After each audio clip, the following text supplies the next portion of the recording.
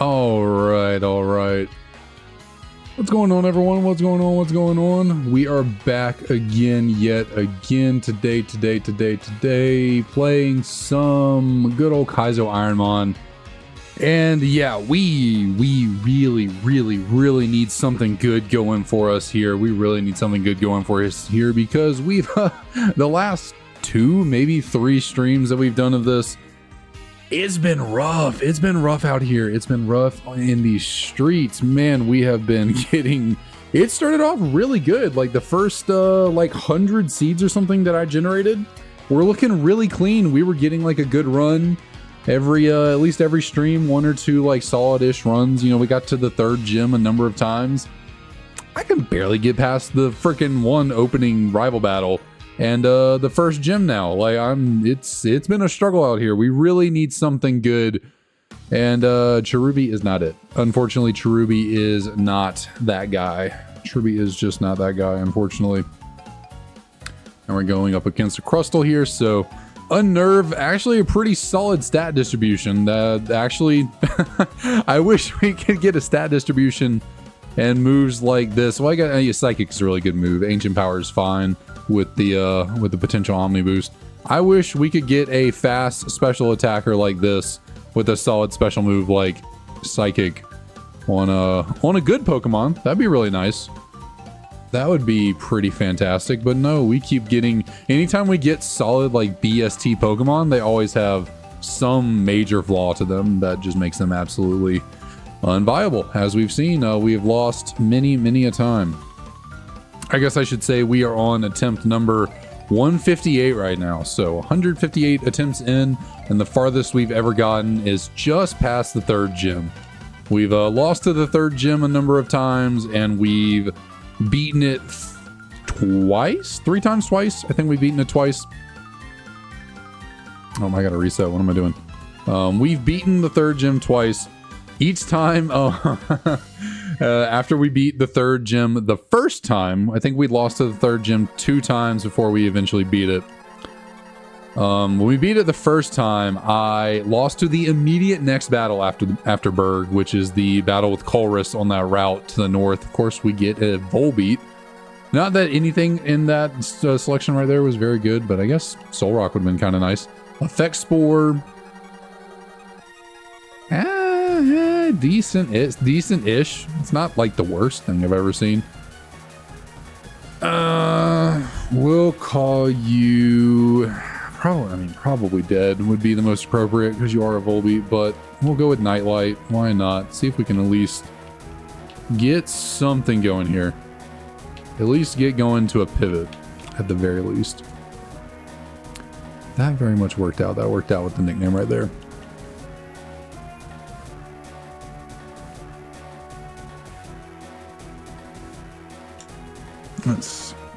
We'll move down just a tiny bit. Felt like I was sitting a little high there. We do get to take on a Skitty, which is really nice because, well, yeah, 260 BST.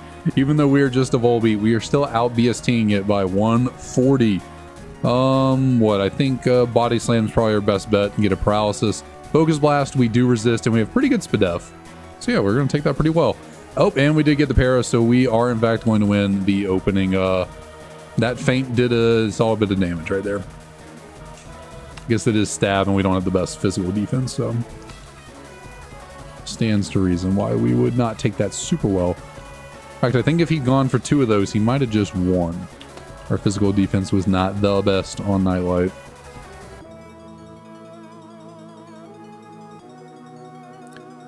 Go talk to Mother.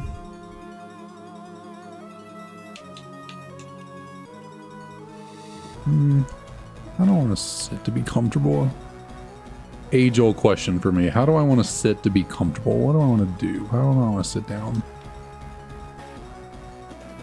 I moved my camera up a tiny bit to record a video, and for the video it worked, but I feel like for stream I want to angle it down a little bit more, but I'll leave it as is for now. I don't feel like messing with it. Ooh, there we go. I keep forgetting that Alakazam is actually not that high in the BST department. I always think Alakazam is like a 530 Mon, but it's only 490. Obviously, still much better than Volbeat, but You know, I always think of Alakazam, Gengar, Machamp, all those as being like a 520, 530 BST. Because they're so good. Well, at least Alakazam's really good. Actually, wow. This might be the best opening pivot options we've ever had. Hippowdon and Alakazam. Hippowdon has 35 extra BST. Ground's a really good typing. Being pretty good offensively. Now, obviously, our moves are random, so we might not get a ground type move. Fair number of weaknesses. I guess only 3. What? Water, grass, and ice. And then we have an immunity, which is always good. So yeah, I think I'll go with Hippowdon here. You know, since the stats are randomized, obviously regular Alakazam with its stats as they are would be preferable even with the 35 BST lowered because it's fast, it hits good on the special side.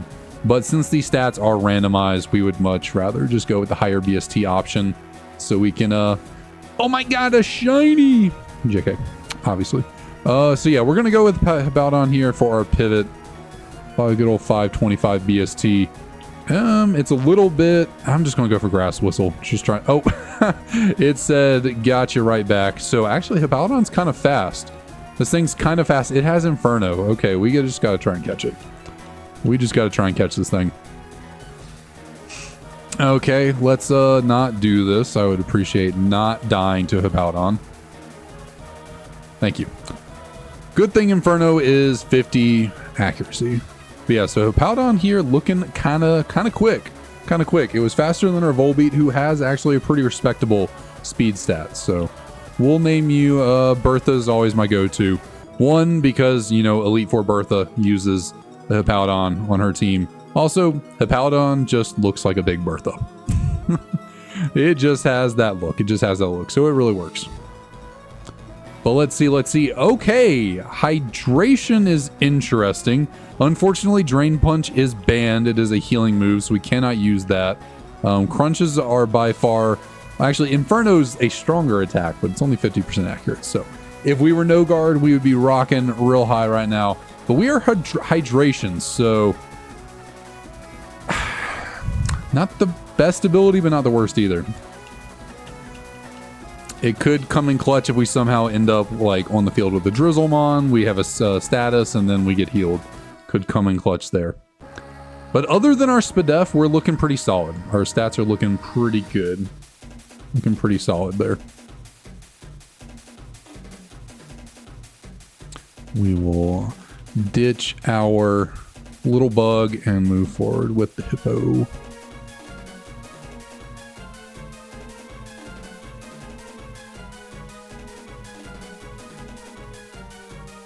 And then let's see, all we got to do, I got to get back into the swing. I have not been streaming as much recently, so I don't exactly remember everything. Yeah, I think we just grabbed that potion from the old man and we're good to keep going. Okay, a little unfortunate that we only have a dark type move and we're facing a fighting type. I mean, it's just a Mankey. I'll try and land the Inferno, and we do in fact get it. So yeah, that'll work out. That'll do. That'll do. We actually, if we manage to land the Inferno, oh hello, give me a stab move. Yes, sir. It's a little bit of a random chance at what damage you're going to get, but hey, it's stab nonetheless. And our physical attack is our barely our best attacking stat. So.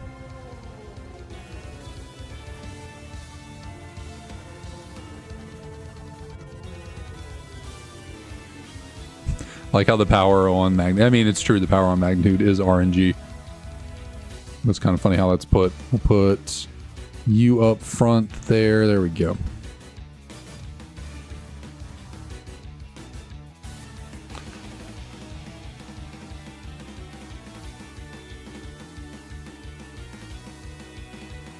Oh, and we get the Sandstream.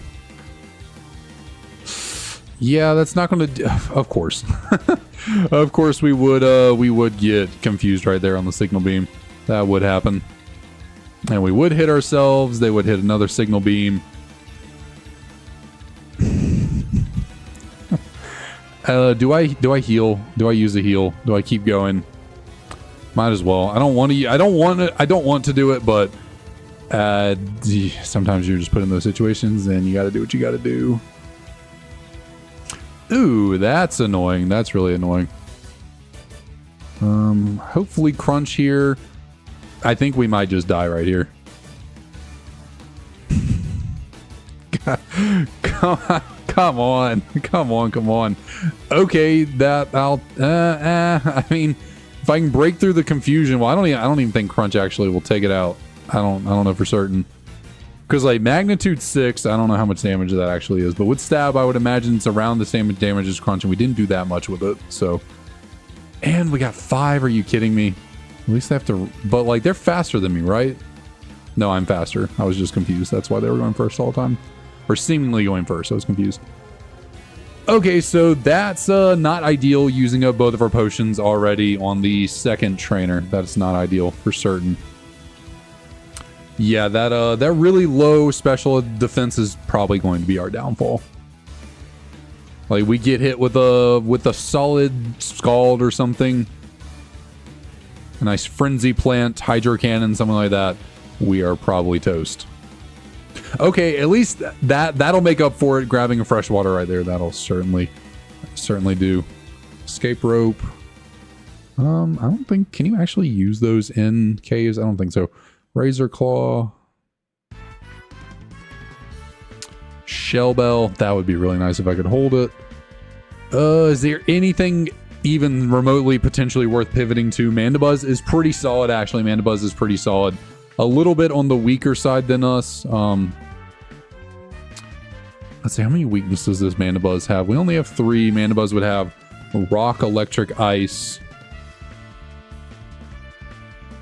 Is that all that flying's weak to? Rock, electric, and ice? Is it weak to anything else? I think that's it. And then Dark's weaknesses are negated by the flying type. So I think it also only has 3 weaknesses. Has an immunity as well. Has 2 immunities, actually. I guess the question becomes is, would this thing be worth pivoting to?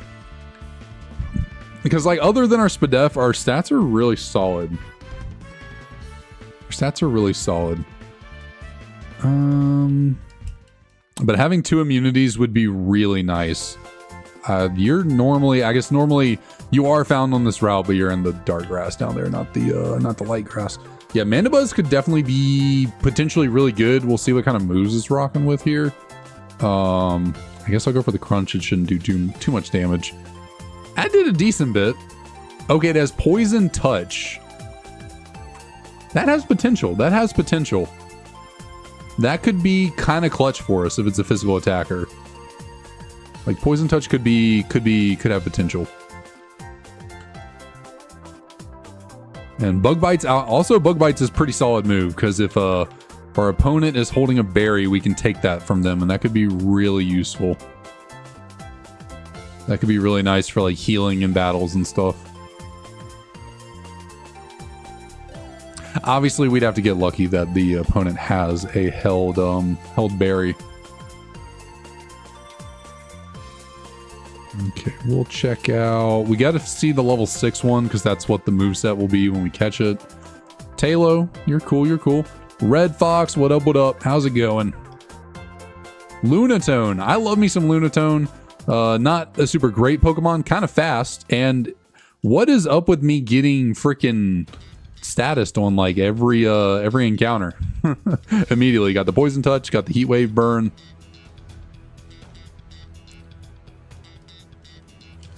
But yeah, love me some Lunatone. It's just not the best Pokemon in the world. I like Lunatone's design. I think it's pretty cool. It would appear Lunatone's really fast. Okay, yeah, let's not do that. Let's not do this, please. Thank you. I just want to see what else Mandibuzz has on their moveset.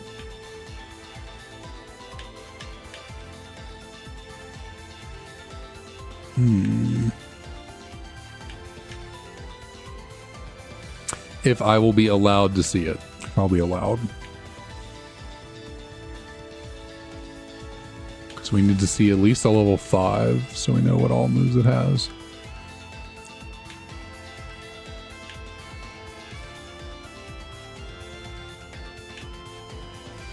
Okay, so it seems like level 6 Lunatones are our issue with running away. Level 5s we can get away from. Okay, so we're showing Bug Bite again. Ice Burn. Yeah, definitely not staying around for that. That will kill me. That will certainly kill me. Don't love 2-turn moves. Don't love that. Strong move, but don't like having to wait 2 turns. We definitely haven't seen every Pokemon that's available on this route here, but I'm going to head up onto the ranch and see what's up there.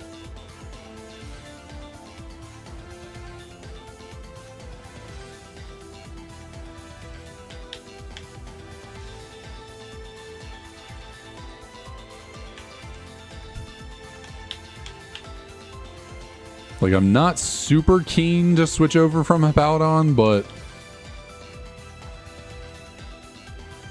the really low Spadef is now, Spadef is not ideal. Not really feeling that too much. I feel like that could be a liability for us.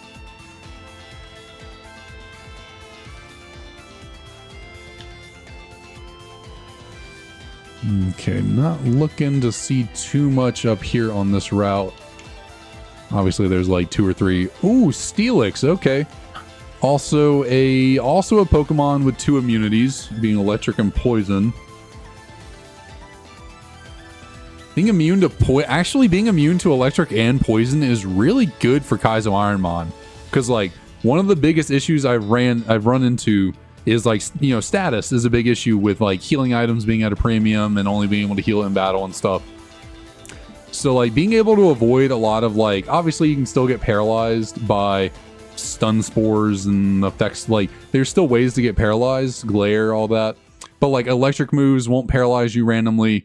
Poison moves, you're immune to freaking all poisonings really. So Steelix might be a pretty solid option. It has a good number of weaknesses, but it is a steel type as well. It's weak to what? Just water on the ground side, because ice is covered by steel, and grass is also covered. You could evolve the Woobat really fast. I don't know if the evolution is great.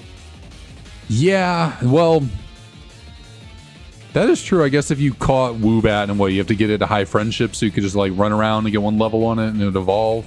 That honestly, you're not wrong. That is an option.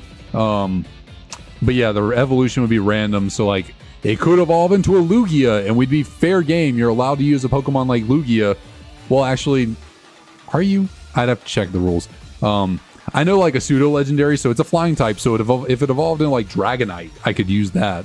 Those are the only exceptions for evolutions, but I think I'd rather take the safer bet and go with Steelix here, because yeah, it's the steel typing, also having the ground type. I need to check it out though. I need to check it out just to see what kind of moves it's rocking with. That's not super great. We don't want to get blocked because we'd like to be able to run away if the Steelix is not very good, but it's kind of seeming like I'm stuck in this encounter. It's seeming like I'm stuck here. And I'm not feeling the Steelix so far because of its moves being really bad. Okay, I think I just have to... that is stab. It's a stab move. Okay, so the question becomes, do I catch this Steelix right here? Or do I kill it? And if I knock it out, I then have to catch a Pokemon on this route before I can leave. So like I could knock this thing out, keep running around, see if there's anything potentially better. If there's not, I encounter another Steelix and we catch that. But like I cannot leave the route if I knock this thing out.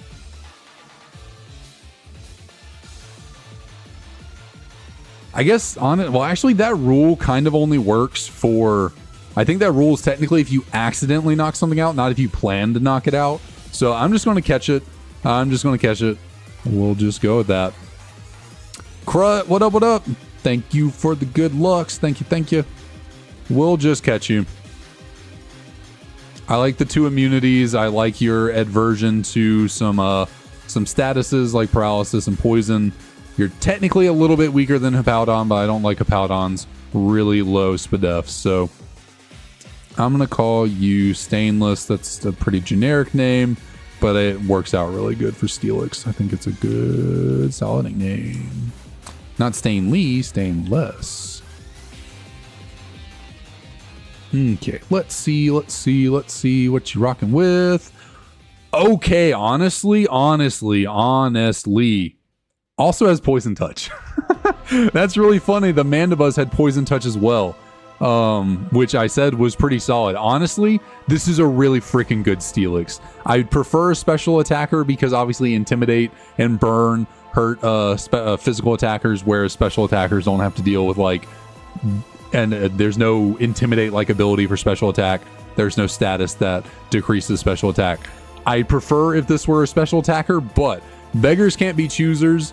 We're pretty bulky, we're pretty fast, and we have good, this is about as good as you can get. We have a stab move, which is unfortunate. Oh, that's a physical move. I thought that was a special move. Okay, well, never mind, and we cannot miss. Honestly, this is a pretty solid Steelix.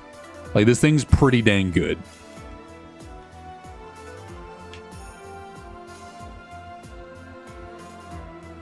This thing is pretty solid.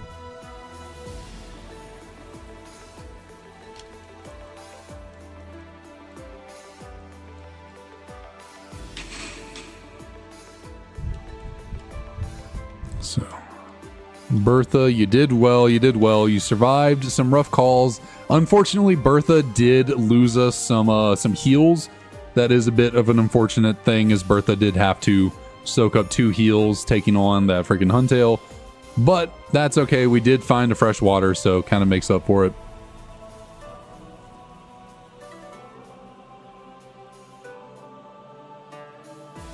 So we just if we can stack up some better moves here, we are looking really solid. We're looking real good if we can just stack up some better moves.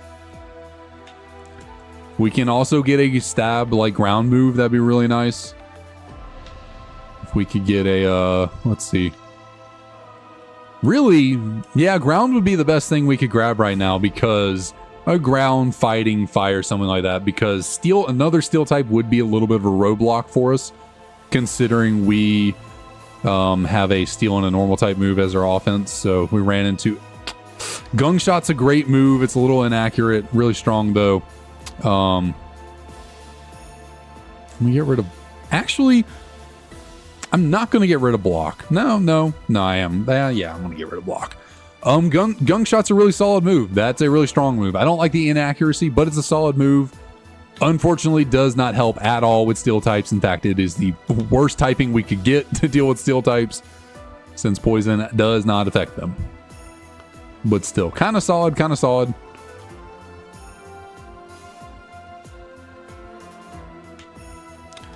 I wonder if we potentially... I won't even question. I was going to say, maybe we potentially could have gotten a level 11 Steelix and been higher level, but I ain't going to question it. Stainless is looking really good. I am happy with the one we got here. Magnet Bomb is a pretty solid stab offensive move to have. Not being able to miss. It is a physical move on our physical attack. Has pretty solid power points. Oh yeah, we are soaking that up. That did no types of damage. That did more for sure, but we still took that fairly well. Covet, another normal type move. I'm gonna get rid of Tail Whip. Might as well just keep as many offensive moves as you can on the moveset. Covet has a lot of power points. I don't really know. I'd have to check again in the rules how it feels about taking opponents' items.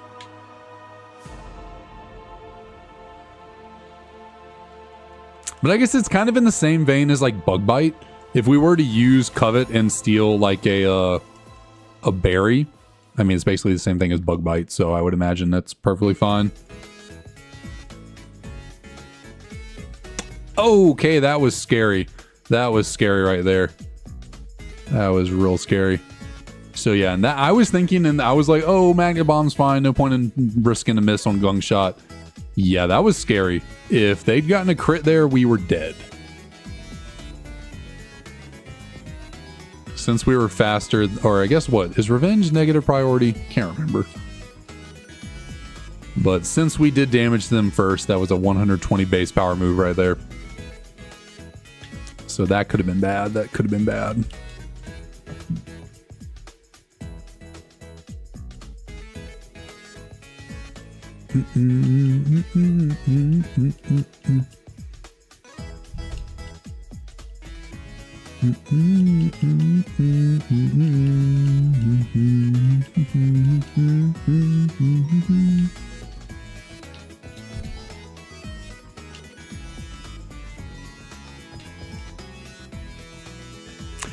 So we could have found level 11s in this grass, but hey, like I said, I'm really liking the one we got, so I will not.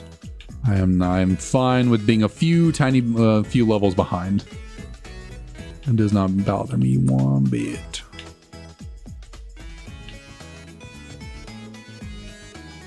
Although, to be honest, with the way that levels work in this game, where the way you get EXP, you probably end up being about the same level after taking everything on anyways. Because, I don't know if it's just in this game or if it applies to later games as well. But I know before this, EXP was static. But in these games, if you're lower level than the Pokemon you knock out, you get more EXP. If you're higher level, you get less.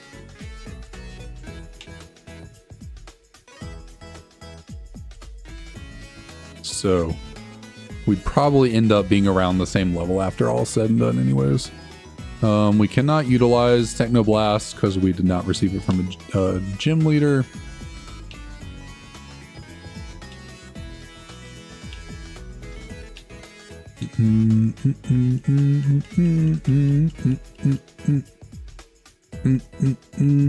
Okay, so right here is that that little unfortunate situation where we run into another steel type.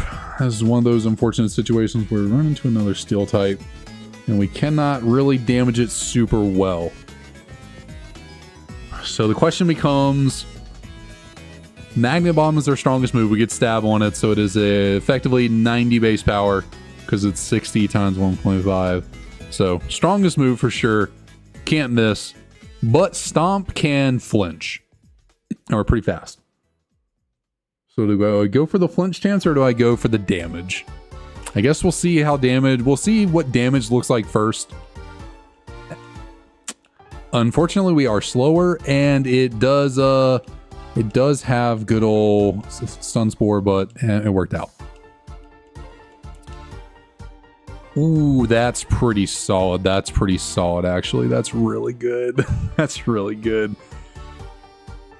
Setting up is, setting up is a hit or miss. Obviously, you do set up. You're in a great situation because you can then sweep. You would honestly...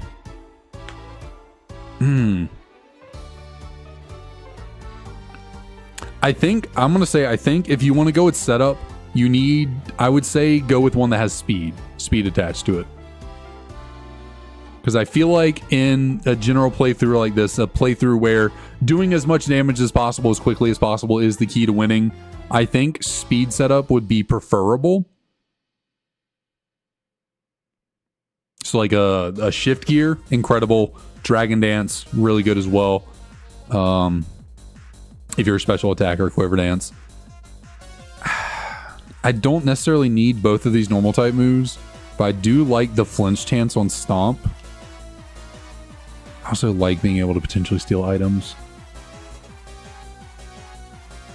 Is it worth getting rid of? Is it worth getting rid of?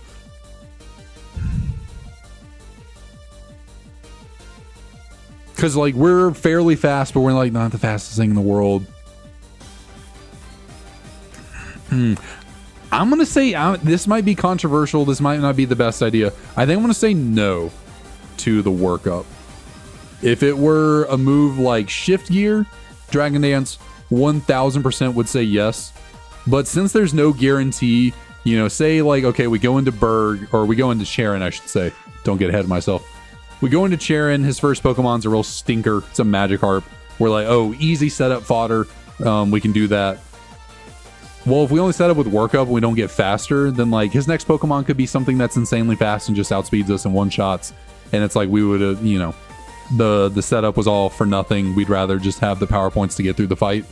But then I guess if it was fast, then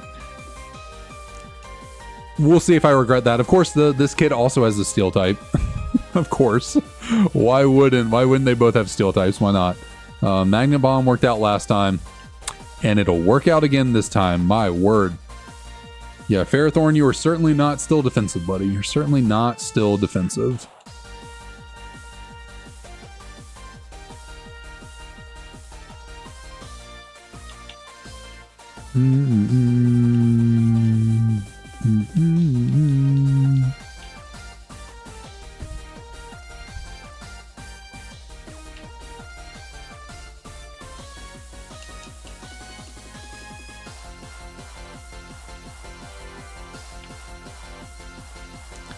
But with all that said and done, we are ready to go take on the first gym. We have all the heals we're going to get. We will get a freshwater from Clyde the Guide. So we'll have 2 freshwaters, 1 potion, and 5 berries to utilize. So not too bad, not too bad. Typically the first gym is where I have my most heals. Normally by the end of the second gym, I basically have no heals. And that is why the third gym tends to be a real challenge for us, because we have to use a lot of heals to get through the first gyms typically. And then if you don't find any going to the third gym, it can be a real menace. So we got all the we got our Oran Berry, which I guess when you're holding a berry, Covet is not very useful. But if we do utilize our berry and then have to steal one of theirs, just having the power points is really the big reason to have Covet. But we will head on in, grab our obligatory X defend from this kid. Get our freshwater from Clyde. And take on his children.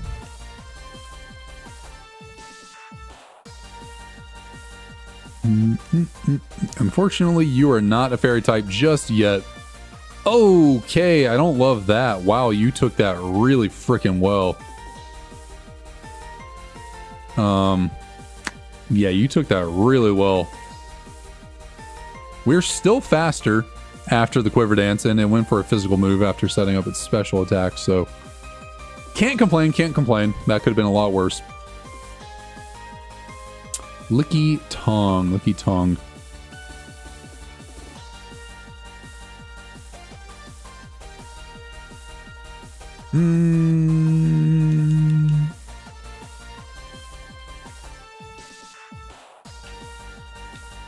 Don't want to use too many of my Magnet Bomb PP, because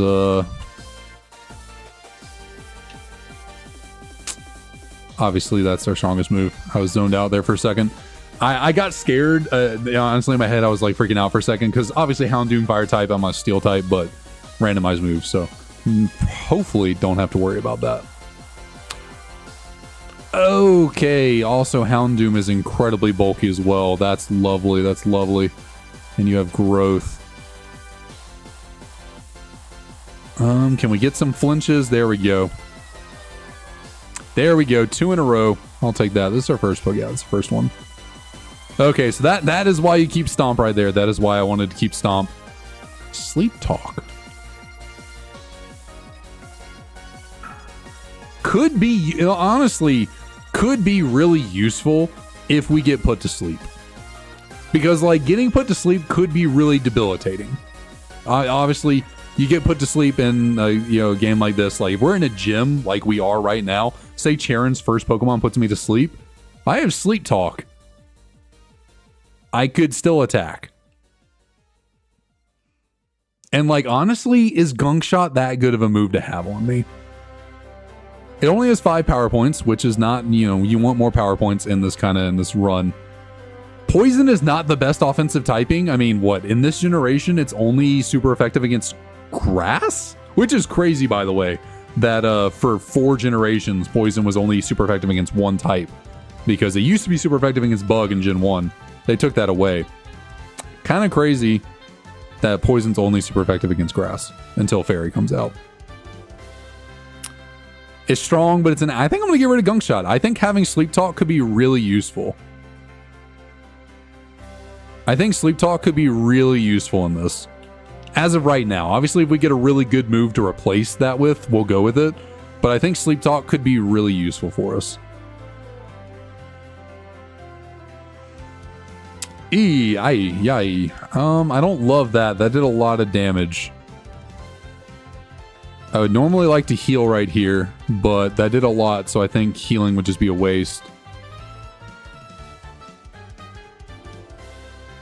I don't want to go into Charon at a little bit above half, but I might have to. Because that did good damage right there. That did good damage.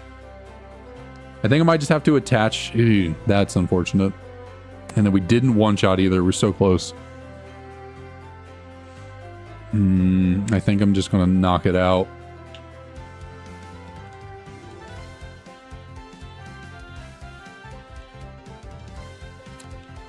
Make sure to attach my orange berries, which last time I was here doing this, I was moving a little too quickly and forgot to attach my orange berries.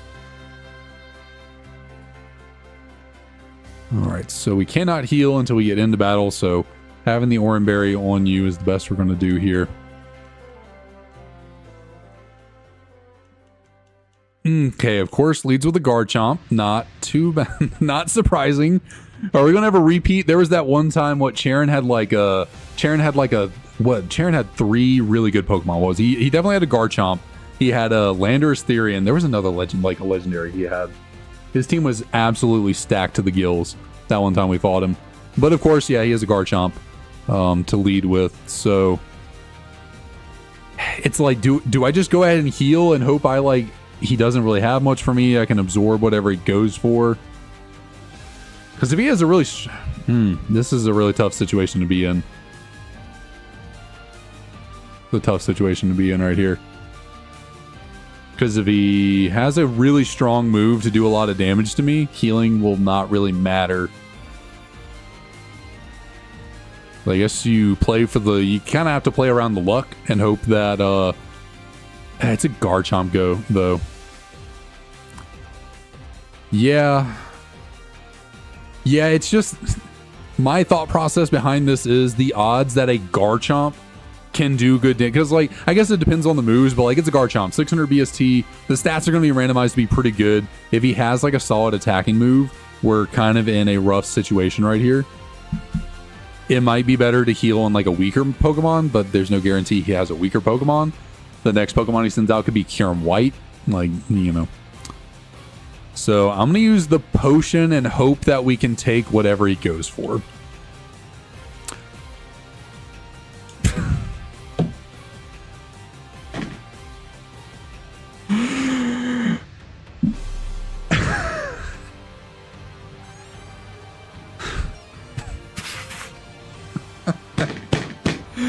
Oh, God, I hate that. That Steelix was so good. That Steelix was so fucking good. And of course he had goddamn Water Spout. Of course he fucking did. Of course he did. Now, I mean, he could have been faster than me and would have killed me no matter what. But I'll never know because I didn't attack and...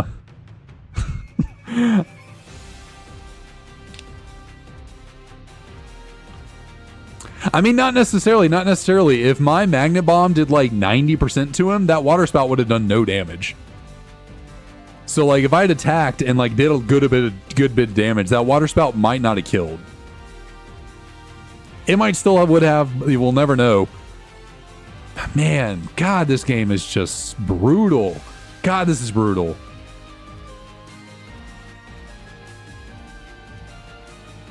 Man, that's just... That Steelix looked like one of the best Pokemon we've ever had. Its moves could have been a little bit better, but the stat distribution was really solid. God, that sucks. I'll take a Drifblim. Has 3 immunities, the most immunities you're ever going to have naturally from typing. So it's immune to normal, fighting, and ground. But it's really bad. I guess actually... It's really bulky, kind of slow, no special attack. But it has... no. Yeah, I doubt this is going to be a very good Mon. It's Tailwind. It's kind of nice, I guess. Help our middling speed a little bit.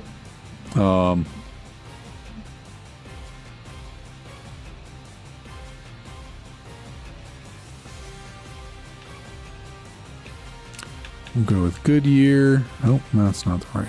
What? But yeah, man, that freaking Steelix looks so damn good. Oh, it looks so good.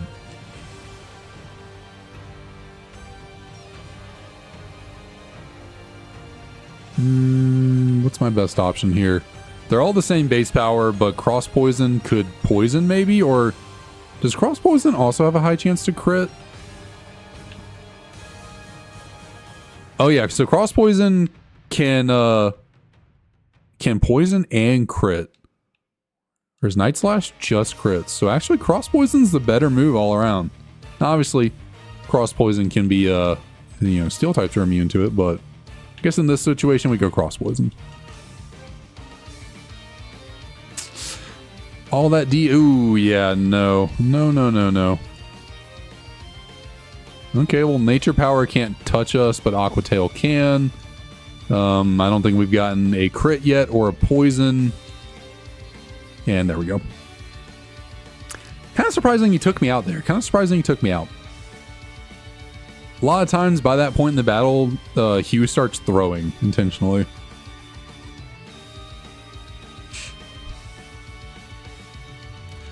Okay, so we got a Meganium. Regice would have been off limits, even though it is below 600 BST. It's still off limits. Meganium, I mean, starter, 530 something BST. Not terrible.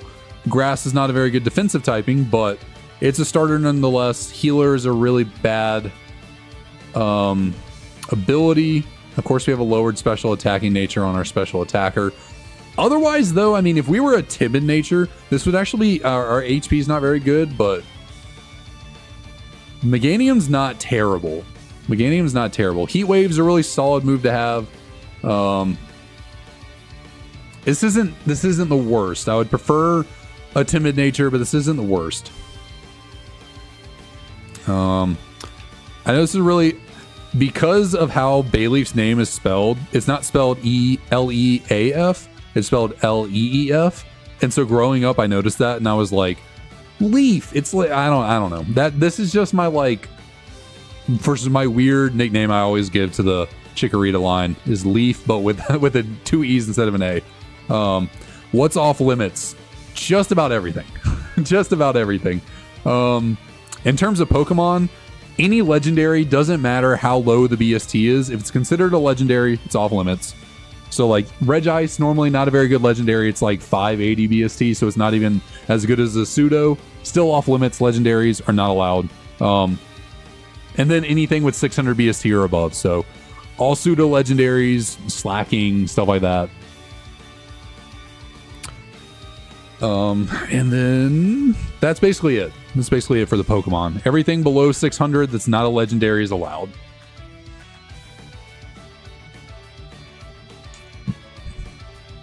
Wow. Mimic.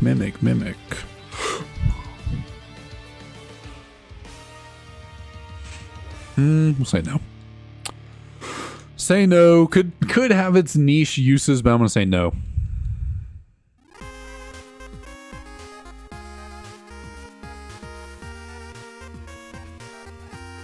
It is not often we one-shot the rival's first Pokemon. Or the first rival battle. Not often we get out of that battle completely unscathed. Okay, I can get in the door.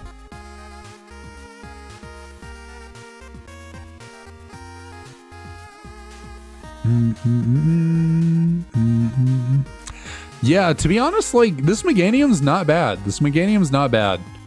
Could have a better... I mean, I guess the... the ability is abysmal. It's actually completely useless. That's a doubles ability, so completely worthless ability. So that could certainly be better. But in terms of the stat distribution, it's not bad. I like having a plus speed nature. Would prefer my attack be lowered, not my special attack, but hey. Probably be kind of tough for us to find something better than this. Be tough to find something better.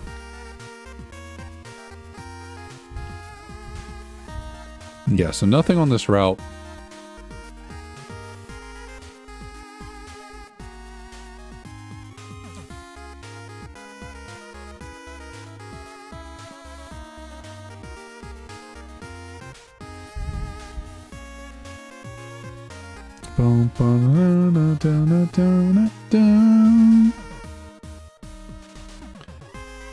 It's my boy Sneasel, one of my faves. Well, I guess, you know, Weavile is one of my favorites, but Sneasel by extension. Because Sneasel was a standalone Pokemon for 2 generations, I do kind of acknowledge Sneasel as its own thing, even though it does evolve. So, in terms of my Pokemon cards, I have a Weavile and Sneasel collection, which that's mainly because Weavile and Sneasel don't have that many cards associated with them, so like they're not that expensive and there's not that many of them, so it's a pretty easy line to collect. Okay, we missed. Love that.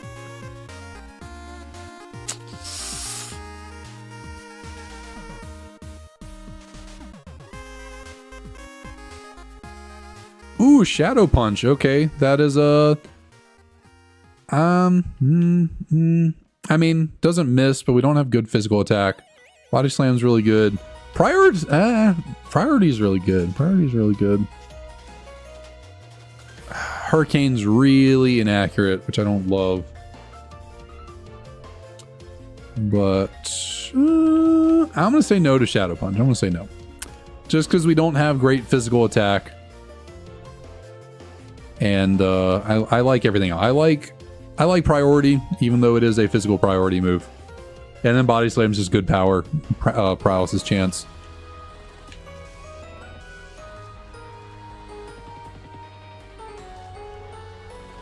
Oh, I already battled you. Okay.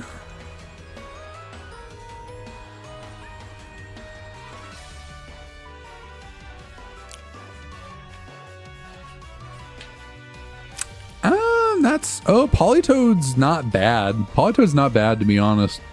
Mono Waters are pretty solid typing, only having 2 weaknesses and a fair number of resistances.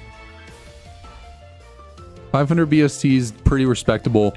It's not bad, but I'll abstain for now. Max Elixir is pretty cool. That's pretty nice. It's pretty nice. Sweetheart is a healing move, which I just learned about last time we did this. We did this on last stream. I'd never heard of the Sweetheart in this game before, but that is a healing move. It's like a potion. Okay, Wartortle. Not really an option because you evolve in, you know, like 20, 30 levels. Oh, actually, Politoad only learns 3 level up moves, so never mind. You're not even remotely an option. That is not nearly enough level. Espeon, though. Oh, that's so tough. Oh, that's so tough. Same BST as Meganium. And Espeon's this is my 3rd favorite Pokemon. Oh, that's so tough.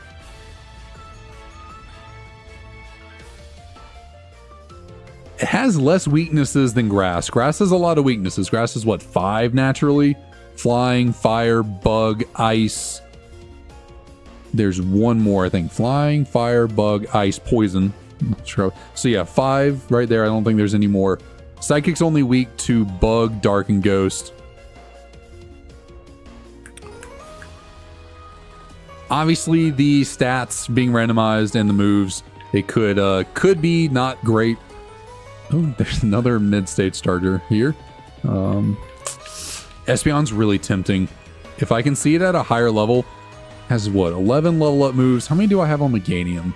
I have 13. I have 11 more, I should say. So you get your next move at 5. If we can encounter an Espeon at 6 or 5, we can test out to see what moves it's rocking with. If we can see it at level 6. It could be one of those Pokemon that's stuck at level 3.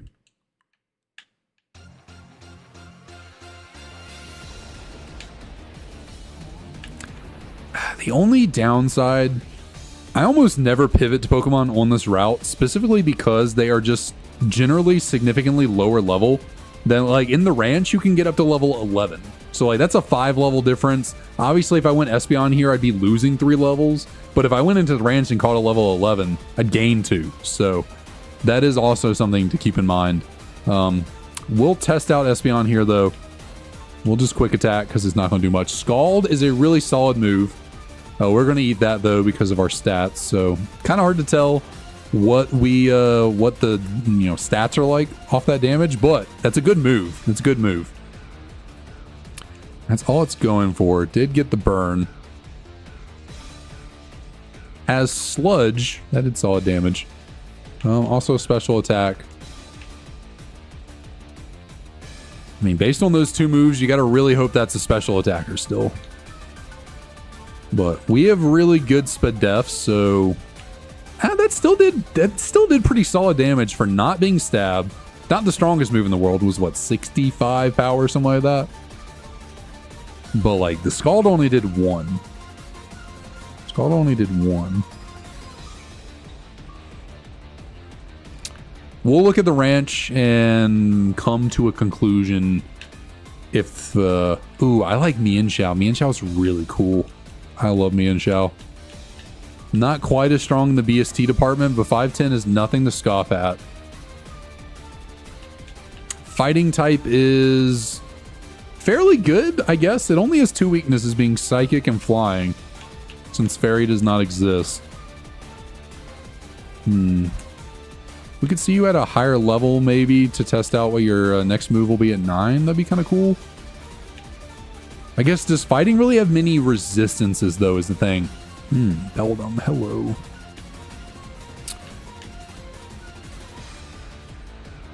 Because what, fighting resists dark, bug, and is that it? Is that all fighting resists? Dark and bug? Rock. Resist rock. Dark, bug, rock.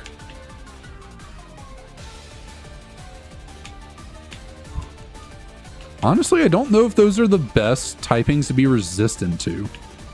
I guess rock has a fairly good resistance because a lot of rock moves are high in base power. Low in accuracy, but high in base power. So that is kind of nice. Dark moves. Being resistant to dark really isn't that great. Because what? The best dark move you're going to have to resist is Dark Pulse, maybe? Is there any stronger dark type move? Ammonite is there at level 11. Not going. 4 times weaknesses are a big no-go. Big no-no. And now the level 11 Pokemon are like the rarest ones to run into. And we ran into one 3 times in a row. Okay, can I please get out of here? I'm gonna start trying to make me eat my words for saying it was a no-no.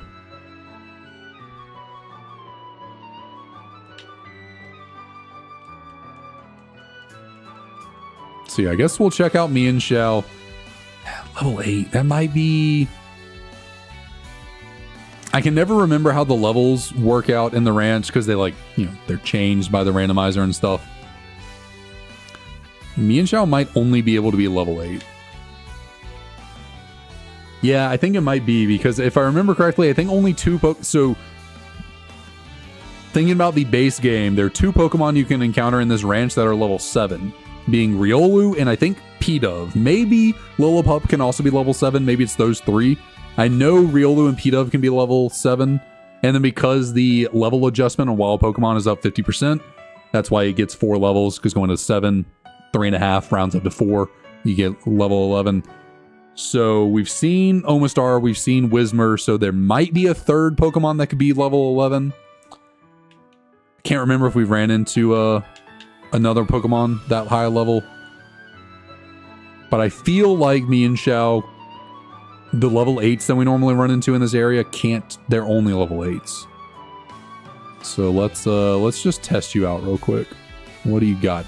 Volt Tackle is I didn't realize Volt Tackle had a chance to paralyze. That's new to me. Strong move, don't like recoil. Thanks. Appreciate it. Entrainment. It has Scrappy. Yo, it has Scrappy. If that could be really solid. Captain Marvelous, what's up? This thing has Scrappy. We got that in I thought Entrainment was going to be a useless ability or move to see. Knowing this thing has Scrappy is really good. Because if we actually manage to get a stab fighting type move, we don't even have to worry about ghost types. We can just spam it with Reckless Abandon. Let's see. Does Mian Xiao have any... What all abilities does Mian Xiao have? Okay, so it does have 2 possible abilities, so it could be Inner Focus or Regenerator normally. So with the randomizer, there are 2 potential random abilities they could have. One of them is Scrappy. So if we wanted to catch one, we would have to make sure we catch one that has Scrappy, or we can encounter more of them and see what the other ability could potentially be. I might try and do that. Let's try and encounter another one, see if we can get it to use entrainment on us, and see what its second ability could potentially be. Not great moves that it has on it at the moment, which is obviously something to take into consideration. Espeon's moves were looking a lot better.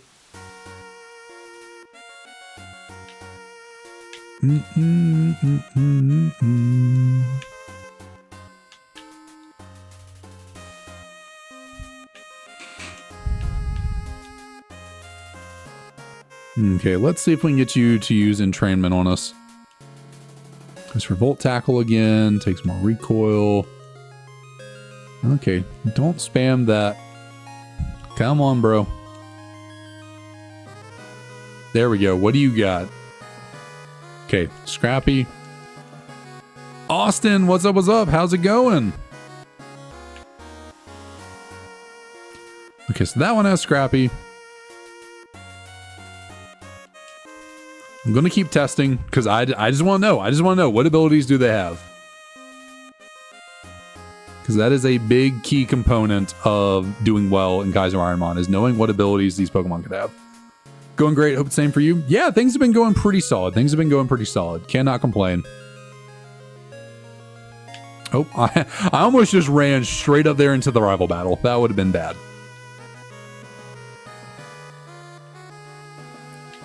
So let's see. Find another Mian Xiao. Get it to use entrainment again. Also, would be nice to see what its final move is. Maybe it's just completely useless. It's Hydro Pump. Okay. So 2 really strong moves. One has recoil, one's inaccurate. I don't love the moveset. I don't love the moveset. Like, yeah, the abilities are cool. Okay, we're not getting it to show us entrainment. I love Scrappy. I love it having Scrappy, but I can't risk those being the only 2 moves we get on it.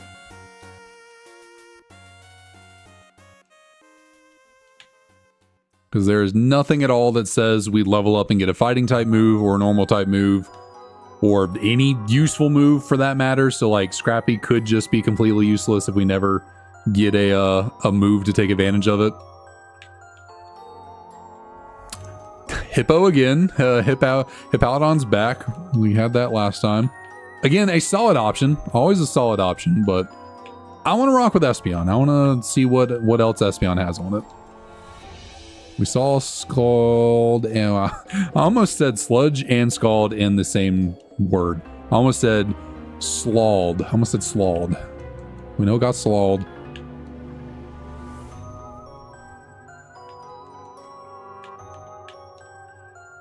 We just need to find a level 6 and test out its moves a little bit more.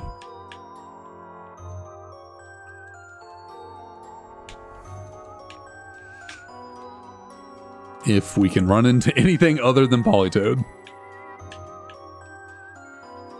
Apparently not.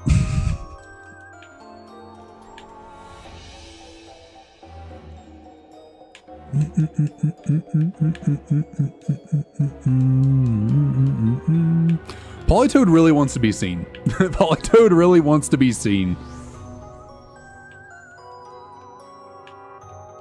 Politoed's like, please don't forget about me. You know what moves do you have? You're level 6. You're only going to learn 3 more. So you got to have some really freaking good moves on you right now for me to give you a shot. Color Change, not a great ability. Magnet Rise, that's already a no. That's already a no. I need you to have 4 offensive moves on you from the rip. Since you only learn 3 level up moves. Sure, we'll test a Powdon. Why not? Hurricane. Yikes. Crit would have killed me. Didn't my last Powdon have Hurricane? Or no, my Meganium right here is Hurricane. That's what I'm thinking of. That is what I am thinking about.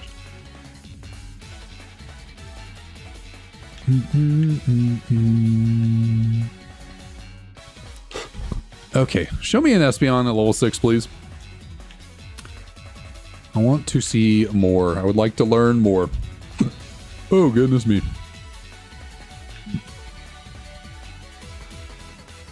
God, Politoed is persistent. This little frog is not giving up.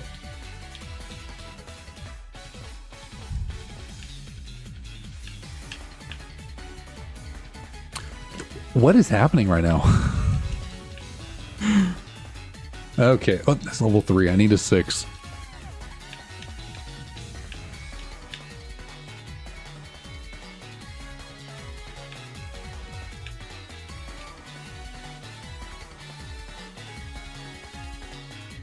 Cannot risk getting crit by that Hurricane. This is just getting a little bit ridiculous. Where did my Espeon go?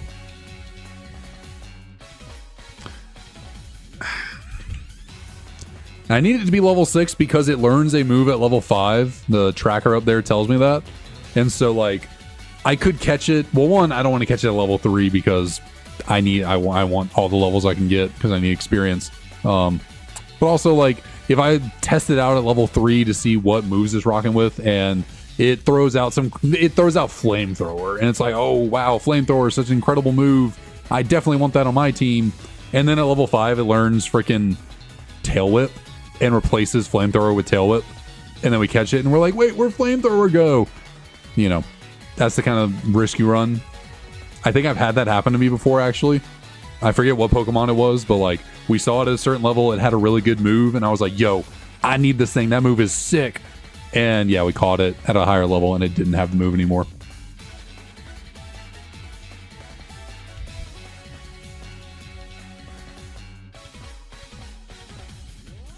I think it was something with Shift Gear. I think we were in the ranch, and something had Shift Gear, and I was like, yo, we got to catch that.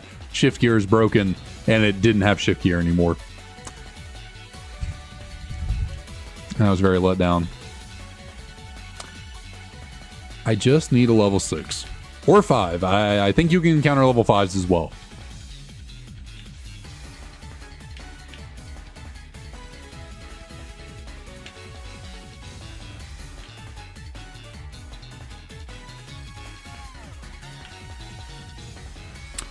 Ryan, what up, what up? But yeah, no, good call. Yeah, it's Hughes theme. Good call on that. Honestly, I don't even think I would have realized that. I'm not the best when it comes to Pokemon music. That's probably because I typically play Pokemon games in silence, so I don't listen to the music all that often, but...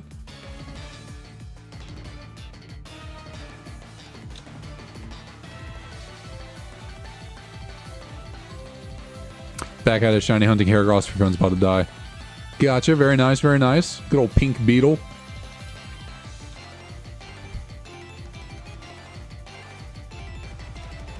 Yeah, yeah, this is the Kanto Gym Leader theme. Okay, now it's freaking Grovyle hour. Where's everything else? What is going on here?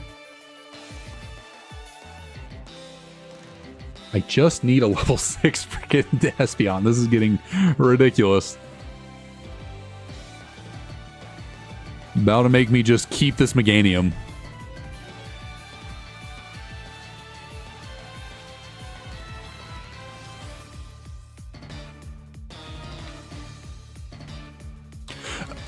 Okay, you know what?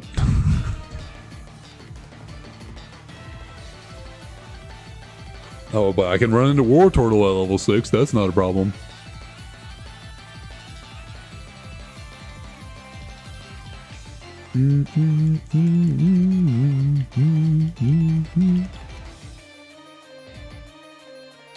Oh my god. I know it's possible. We've seen a level 6 Espeon, but what the hell?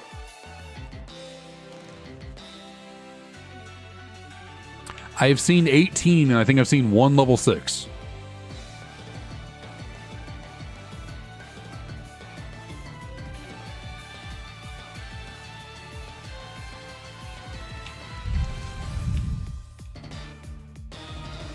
Okay, I'm about to just keep this Meganium.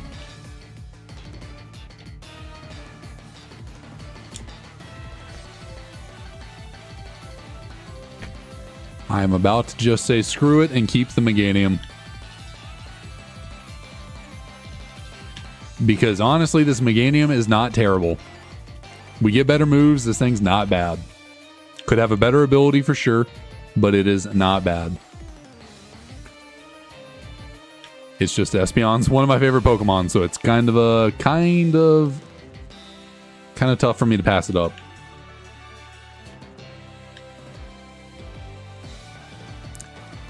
I've seen 34 Politoads. Good lord, go away.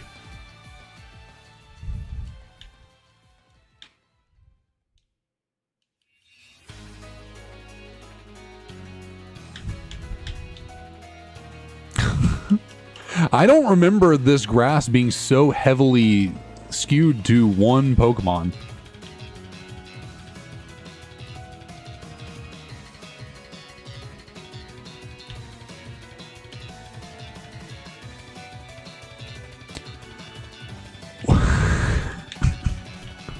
I'm gonna lose it.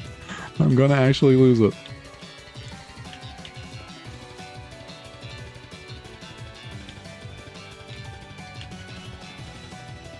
Thank you. Good God, thank you. I almost feel like I have to catch it at this point because it's like a waste if I don't. Oh my lord. Has Shadow Punch as well. Okay, so... I mean, we're looking solid. It's a good variety of moves. That didn't do very much. And, well, I mean, we are fairly defensive, but it didn't do very much. I do like Scald. Sludge is a fairly solid move as well.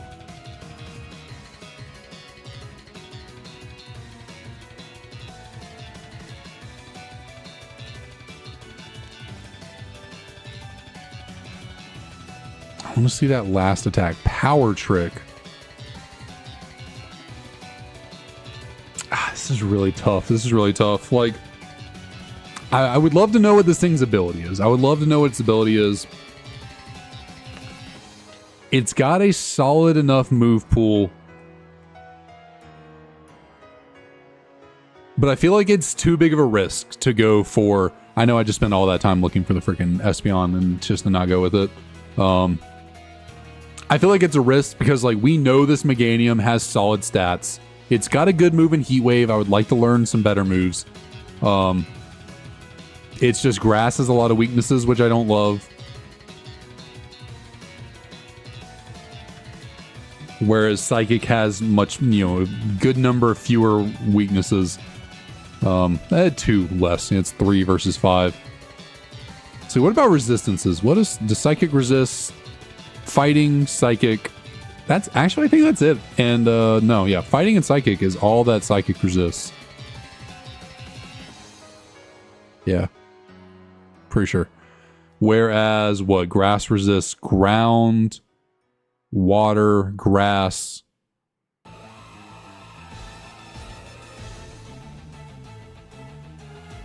Is that it? Ground, water, grass? Is that all grass resists? Really? Is there one I'm forgetting? I think that's it.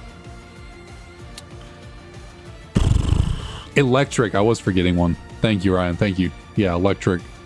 I'm gonna go with Meganium. I'm gonna keep it.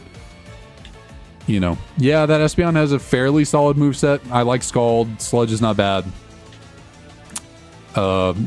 With Scald, Scald hits pretty good on a lot of coverage, and then Sludge gives you options against the grass types that resist Scald. But I think I'm going to rock out with Meganium just because it's a given. I know what its stats are. If I could 100% figure out what Espeon's ability is and it's something broken, then, you know, that would have been really nice. But unfortunately, there's just no way for me to know that.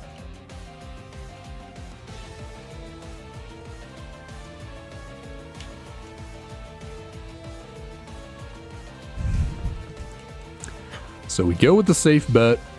We just accept that we don't have an ability. And we trek on.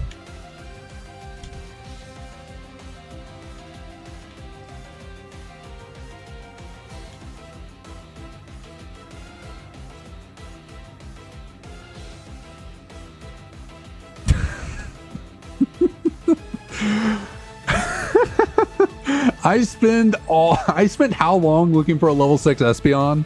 I decide I'm not going to use it. The first thing I run into, a level 6 Espeon. Okay, chat. Is the universe trying to tell me to use the Espeon? Is this a sign from the universe? I wasted all that time. I saw one. I was like, I'm not going to go for it. Then I immediately see another one. Is this a sign from the universe that I go with Espeon?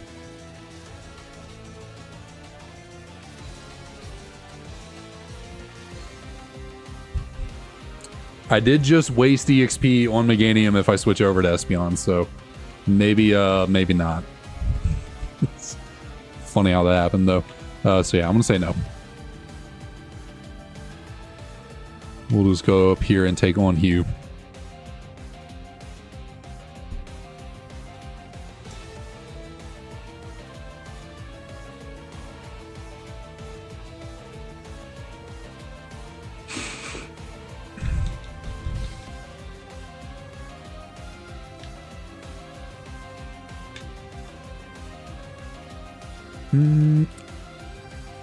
I feel like I ran around in this grass a pretty good amount of time and we never saw a Shinx once.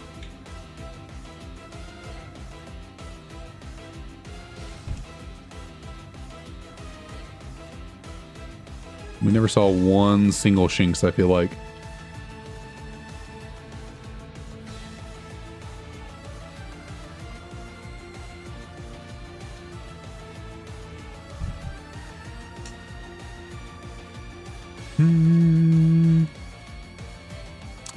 What's nice is fire is a really good coverage type. U-turn, it's another physical move. I obviously can't switch because I only have one Pokemon. What does Bug cover anything for me that I need? Like what I don't know if Bug really covers anything for me. I have fire for grass. It'd give me something against Psychic and Dark, but we're not.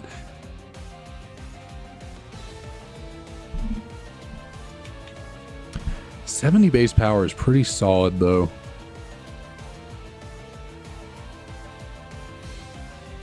$20 power points. I like having priority. I like having some form of priority, though. I'm gonna say no to U-turn, since we are not a physical attacker. Okay. Bidoof going for the kill there with that sky attack.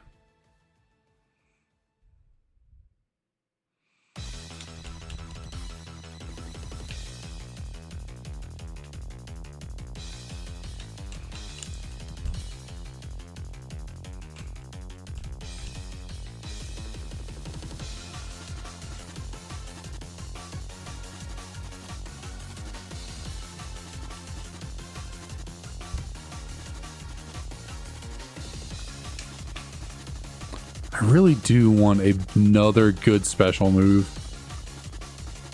Like, Hurricane's great, don't get me wrong. If we had rolled freaking Drizzle, which, shit, I mean, even without Hurricane, rolling Drizzle on Meganium would be incredible because it would help with our fire weakness. But even better so, imagine if we had Drizzle on this thing, 100% accurate Hurricanes, and losing my weakness to fire, essentially, would be so clutch.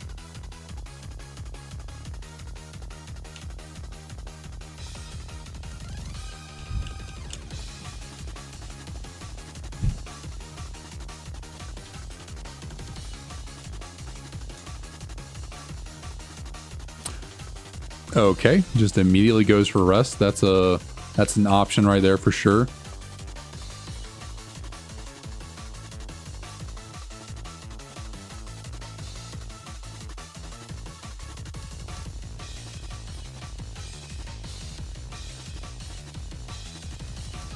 But I mean, I get that. U-turn or Hurricane's a great move as long as you never miss. So, you know, it's just easy. Just don't miss. Oh, and it has 10 power points as well. I just noticed that. Normally moves like this, like her, like Hydro Pump and Fire Blast, they normally only have 5 power points. So that's interesting. Hurricane has 10. I just noticed that.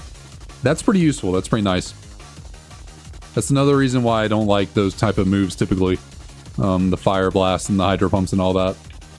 Or am I thinking of the spouts, like Water Spout, Eruption, all that? Of those 5 is Hydro Pump actually 10. We also never saw Ralts the entire time. Oh, no, apparently I'm dumb. It's set up there. We've seen 2, so never mind. We had seen those. Thank you, good sir. Thank you for Splash. I appreciate it.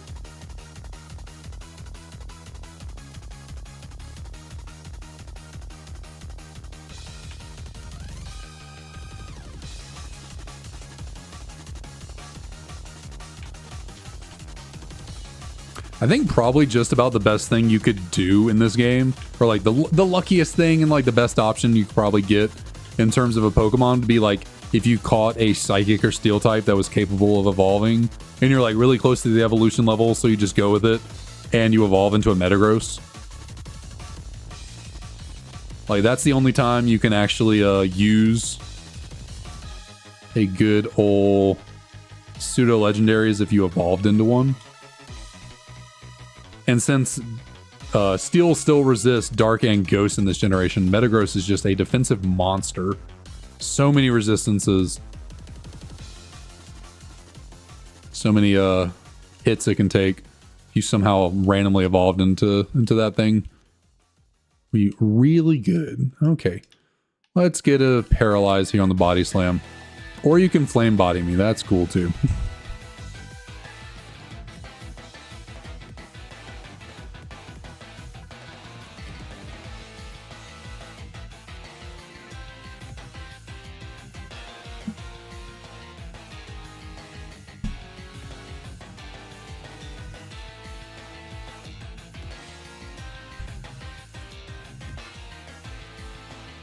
When do I learn my next move? Okay, next level. So we will learn our next move after we take on the first gym trainer. Ganlon Berry could potentially be useful.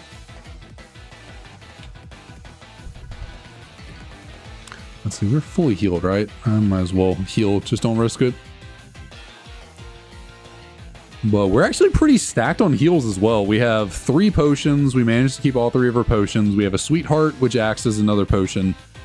We have 5 Oran Berries, and we're about to get a Freshwater from Clyde the Guide. So we're looking good on heals.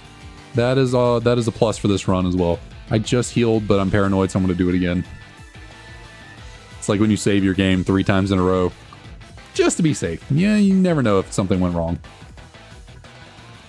But let's see. We are fully healed. Our power points are as good as they are going to get.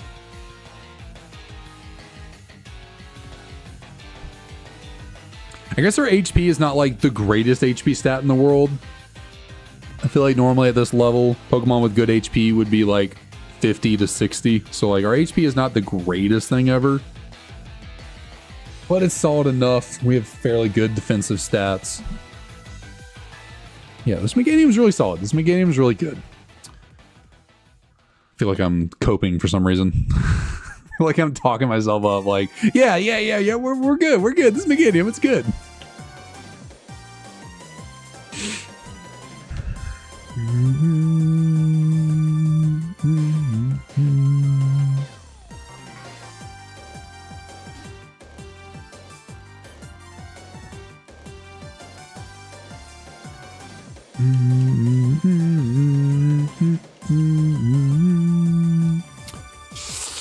I'm gonna try and get through this with body slams. Okay, that was lucky. That worked out there. And we'll try and hurricane you. Okay, we got really lucky in that fight. That went really well. Oh.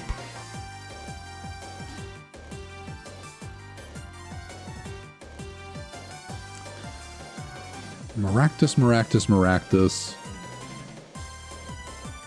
We will heat wave you.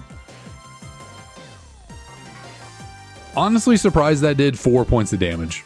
Honestly, really surprised that. I thought I was going to do 1. I know it's stab, but like I really thought that was going to do 1 point of damage. Bestow. The user passes held items to target on target. Absolutely not. Come on, Meganium. Lock in. We got to do better than that. Okay. Yeah. No. All right. So I'll take it. We got easy Pokemon to take on in the first, in the 2 gym trainer battles, whatever you call them. So that's nice. That's always nice. We're going in with good HP, but we unfortunately did not get the most EXP since they were not very good Pokemon. I'll take a swig of water before we go into Charon.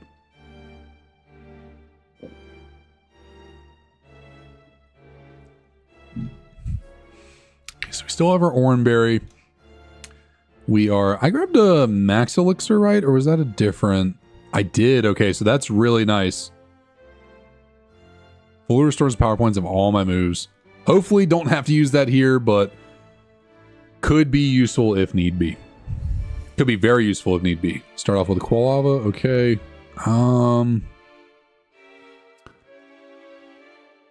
Okay, we're getting really lucky with these hurricanes. Airlock Chimecho. All right. I just don't want to use my best offensive move on weaker Pokemon, but I guess we'll go with the Heat Wave here. Hopefully. Oh, okay. Chimecho is incredibly physically defensive, but no special bulk. We know that. We can mark that off at least. We know that. And Yonmask is just weak, apparently. All right, 2 more Pokemon. We can go for a Heat Wave. Autotomize. Good old Autotomize. Dark Pulse. Ooh, just lived that. Okay, so he's going to heal right here because I put him into red. So I think I will return the favor and I will also heal. Yep, but I out-healed you. Didn't get flinched. I didn't miss. We got the KO. And last is a Mothim. This is now. Normally he sends out his ace like in the middle. Ooh, smack the mic. Normally he doesn't save it for the last, but we'll just go for a Heat Wave. Okay, so the way that HP went down, Mothim has good HP. When the HP bar goes down a little bit slower like that, that means they have good HP. So, and we also didn't one-shot. Mothim's not the greatest Pokemon in the world, so I believe Mothim here has pretty solid HP, it seems like. You'll probably go down to the Body Slam. Yeah. All right, so Charon's gym was incredibly easy. I really needed that. I needed that. I needed that really badly. We have not. Heal Order is the TM we get from Charon, which is really unfortunate because that is a move we cannot utilize because it's a heal.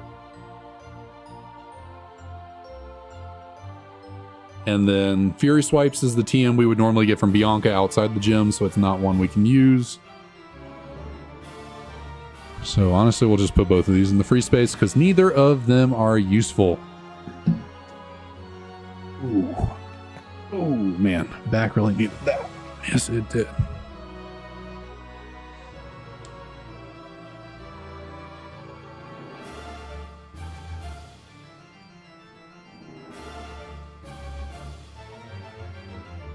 I need to follow through on my thing I keep telling myself where I'm going to go get a deep tissue massage. I feel like I could really use that. Loosen me up a little bit. But let us see. We're free to move on and we can go basically straight to the second gym. There is not much to do between the first and second gyms here. Especially with all the fluff being removed from this game. For this version I'm playing. Let's see, we're about an hour and a half in, so give it a little bit more time. I'll definitely do some shiny hunting. We'll get back on the Victini hunt here in a second. By a second, I mean like we'll probably do another hour or so of this, and then we'll head over to shiny hunting. Something a little bit more relaxing to end the night off with. And hopefully we can grab a shiny, because we haven't seen one in a second. It's been a minute. Been about a month and a half since we got a shiny. Okay, imposter.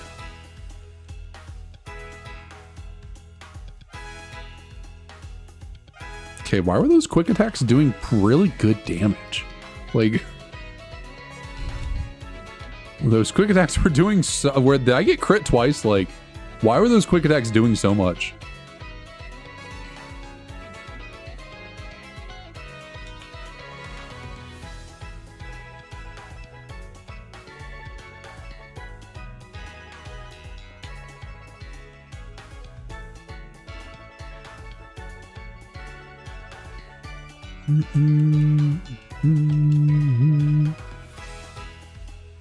Not gonna lie, I'm still salty about that Steelix. Ooh, max potion. Okay, thank you.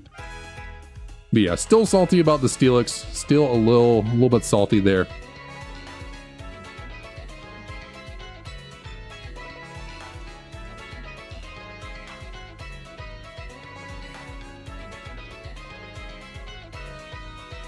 Ring out. The user powerfully rings the target. The more HP the target has, the greater this attack's power. Okay, so this is the there's the physical one, which is Crush Grip. And then, okay, there's a special one here, which is Ring Out. And it's actually a pretty solid move. It's another special move. It's only 5 power points, though, which I don't know if I really like. Chuck, what's up? What's up? How's it going? It's like... It's a strong special attack. It only has 5 power points, but you don't use Ring Out a lot. You use it like, you know, at the beginning of the fight when the Pokemon has highest HP to do the most damage, and then later, you know, use other moves. So I don't know. Do I keep Quick Attack? Like, yeah, it's 30 power points, but we're not a good physical attacker. It's weak. It's priority. I could regret getting rid of it, certainly. If we're ever in the situation of like, oh, it's faster than us, it's going to knock us out, but has 1 HP. Like, yeah, it could be really useful in that situation, but if we can just KO stuff with Ring Out, then I'm gonna get rid of Quick Attack. Might be a total throw there, but we are very much a special attacker. Like, our physical attack is half of our special attack. So I think going with the Ring Out is the better option.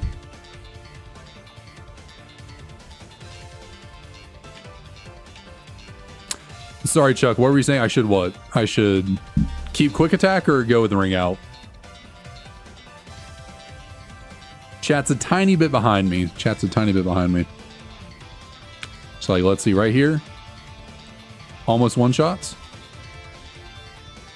Then we can use body, yeah, having a lowered special attack nature is really, really a bummer. Getting Jolly when we could have, you know, Timid would have been so good.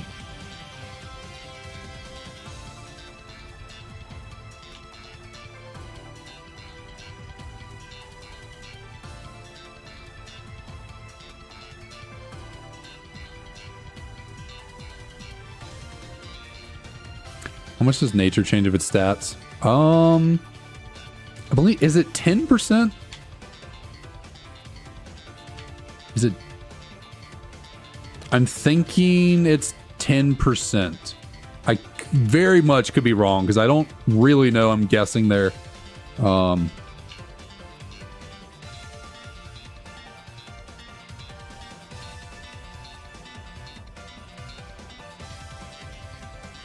So like a negative nature makes your stat 10% less and a positive one makes it 10% higher, I think.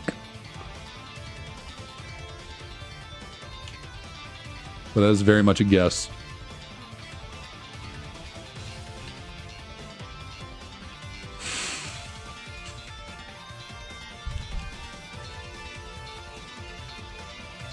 Let's go grab all my items. Miracle Seed. Get my burn heal from you. I don't know why the NPC people don't have randomized items. I don't know why they're the same. I'm going to make Ring Out my second move up there. Made a team of 6 Smeargles with funny movesets. What is the situation that you need 6 Smeargles for, and what are the moves?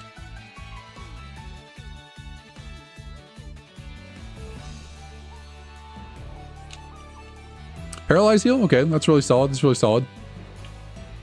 That is all the items we can get up here. We go down this way and grab you. Soft Sand. Not useful. We can go all the way around here. Guard Spec. I mean, I think I can use it in battle, so like it has some use. Maybe. Probably not, but maybe. And then we got nothing over this way. There's a cut tree, right? Yeah. And then there's nothing over here. Nope. Gotta talk to you so we can actually battle the workers. Had one with Lock Up Fissure, Lock 1, Fissure, Extreme Speed, and Sheer Cold. That's fun. That's fun. Ooh, Sunflora. Should we pivot to Sunflora? A root fossil.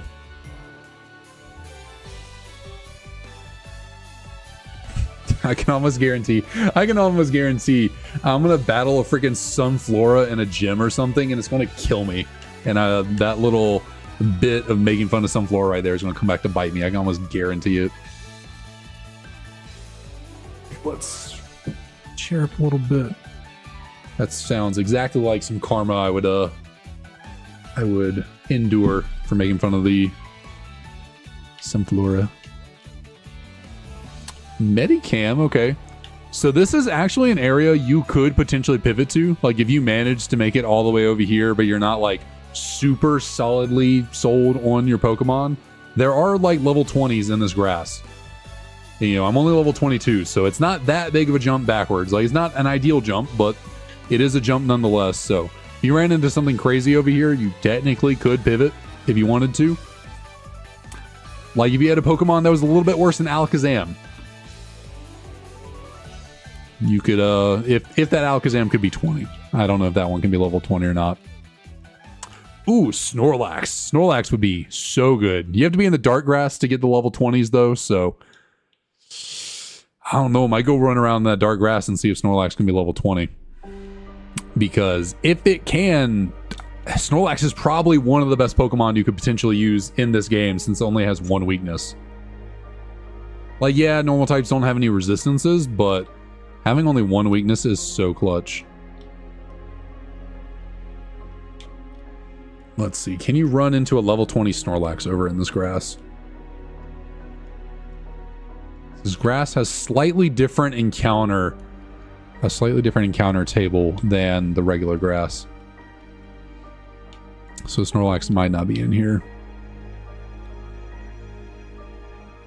You can get level 21. I thought 20 was the max.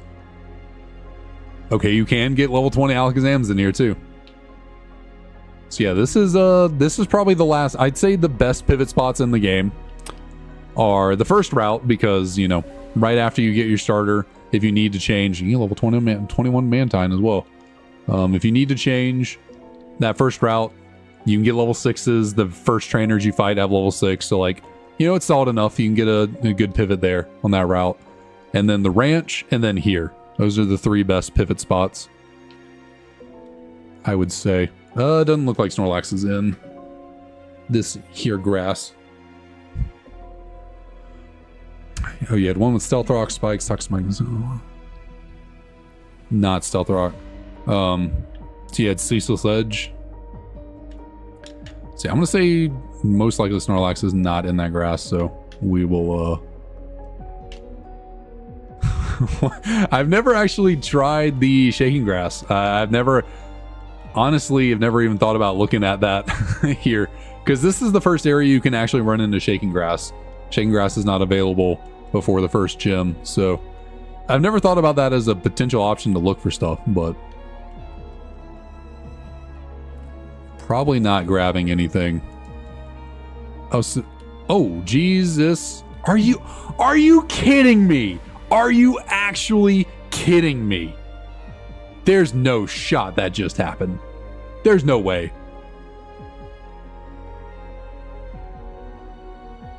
There's no actual shot that just freaking happened. There's no way.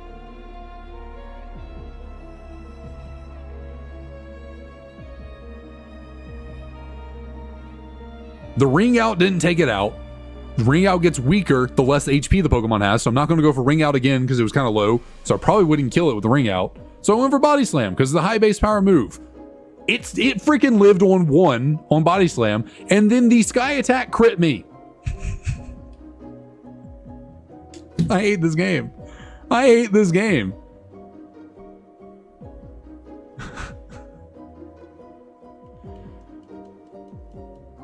It's like, oh, you should go on for Heat Wave. Well, Heat Wave could have missed.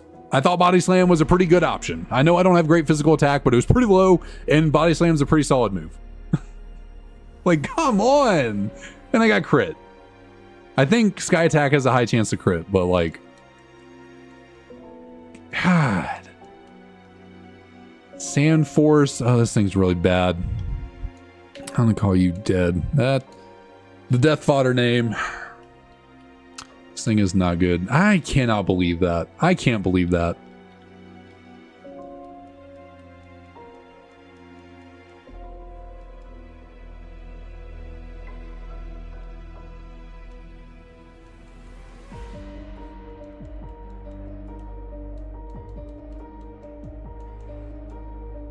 That did no damage. Please just put me out of my misery real quick here. Thank you. That's just wild. I cannot believe that just happened. That is crazy.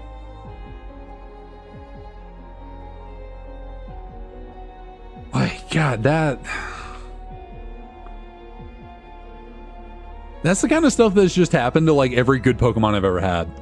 Like the best Pokemon we've ever had, the Shift Gearing Machamp that was really bulky and had really good offensive attacks. It got freaking endeavored down the 1 HP and then died to Sandstorm.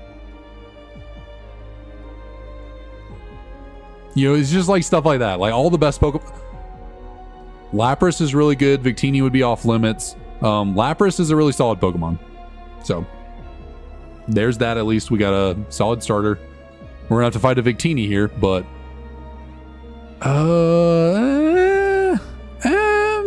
as Horn Drill, I mean, is a solid moveset. If this was new gen Leech Life, well, Leech Life's off limits because it heals anyways. Has Earthquake. I mean, that's solid. Sticky Hold, we can't have our items knocked off, so that's kind of cool. I mean, knockoff's not very good in this game, but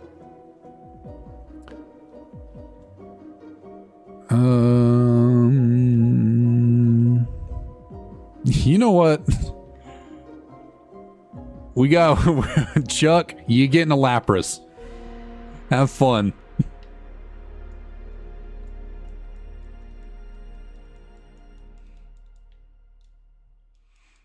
Hopefully you like Lapras.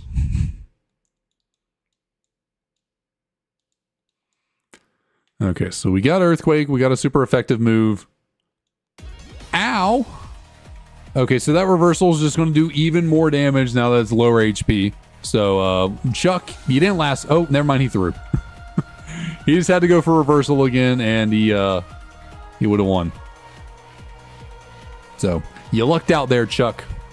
You lucked out there. We got Stab Ice Ball.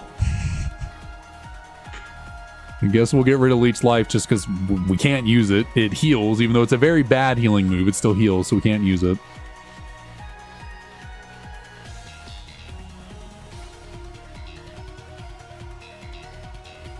Okay, Teeter Dance. That's kind of fun, actually. I mean, there's nothing saying I can't use Horn Drill, but...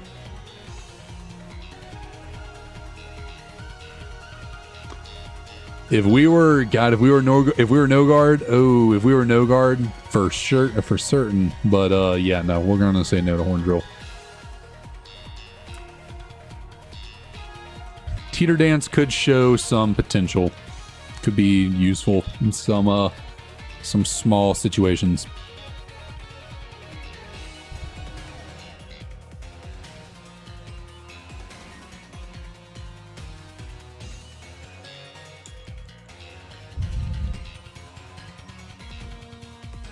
We got a lot of EXP out of that. Taking down the Victini was really nice. So what? We are a physical attacker, which of course, our nature. I guess actually our special attack isn't that bad. We're a physical attacker. We have good HP. We don't have very good SPDEF, which is not the greatest for a Pokemon like this because water tends to be weak to special moves because like grass and electric tend to be special. So having low SPDEF is not the best thing in the world, but we have solid enough HP, so might be able to make up for it. We do have a lower defense nature. Don't love that.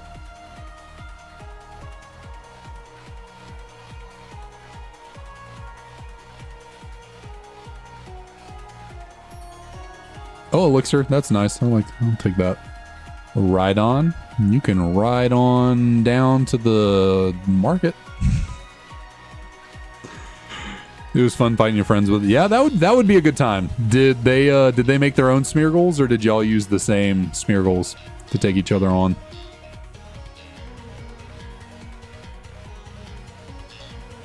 I mean, I highly doubt I'm going to run into anything that's better than Lapras here.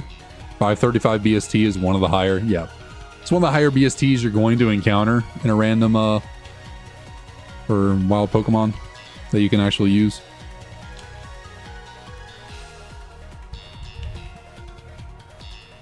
Y'all use different Smeargles. Very nice, very nice. Who took the W? Who took the dub? Who had the coolest set?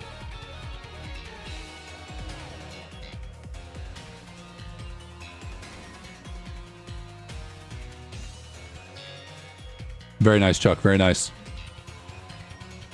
All right, we just go for EQ. I guess we were 5 levels above, which at this point, like, you know, 5 levels doesn't sound like a huge level gap, but considering, you know, it's like what? I'm failing to come up with a comparison here. Anyways. You were double the level. It's like, you know, 12 taking on 6 is like 100 taking on 50. You know, not really a fair fight. It is not exactly equivalent, but you get my drift. Okay, Umbreon is here. Umbreon's here.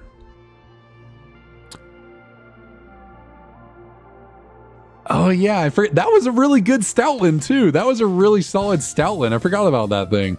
That thing was really freaking good. Okay, I mean, Umbreon is... there's no way I can pivot, though. Like, I'm so high level, I gotta hold on to these levels. Life Orb? God, I wish. Oh, I wish. Flame Orb? Don't really wish that one. There's just no way I pivot. Like, especially not to a level 6 on that route. I cannot give up 7 levels. That's just way too much. Maybe if we run into something bonkers in the ranch that's level 11, I might consider pivoting, but I can't switch over to a level 6. It's just too much EXP to give up.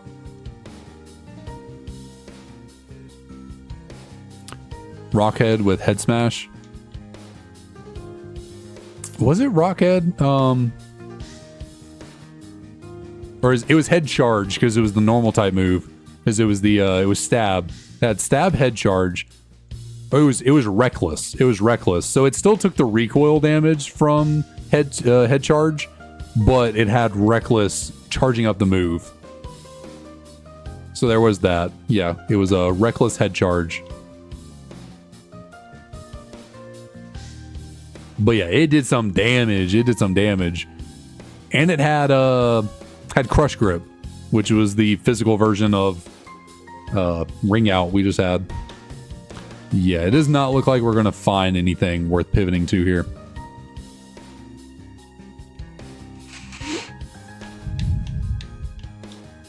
does not appear there's going to be anything.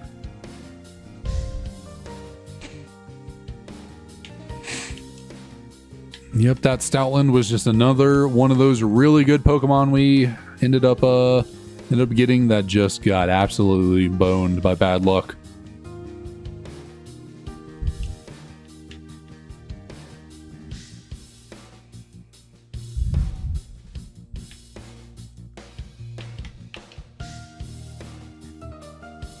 Yeah, Inboard makes pretty good use of Reckless. Yeah, I'm gonna say we're sticking with the Lapras. I'm not gonna try and pivot. We're not gonna try and move on. We're just gonna keep with Lapras here. Oh, you have T-Bolt now, but we ate that alive. My word. We ate that for breakfast, lunch, and dinner, which is really surprising because we have a really bad Spadef. So either it's just because our HP is really high or this Victini has bad special attack. I'm kind of scared though, because if this thing has reversal still, I think we die right here because it's faster than me. Okay, thankfully it went for Thunderbolt. Because yeah, if it still had reversal, I think we were just toast right there. I wish. God, I wish I could go for recover, but that is banned.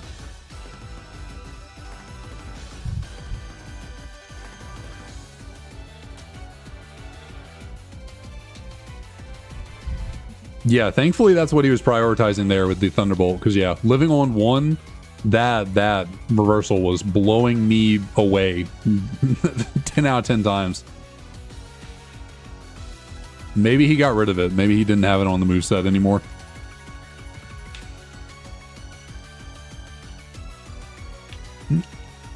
Eviolite.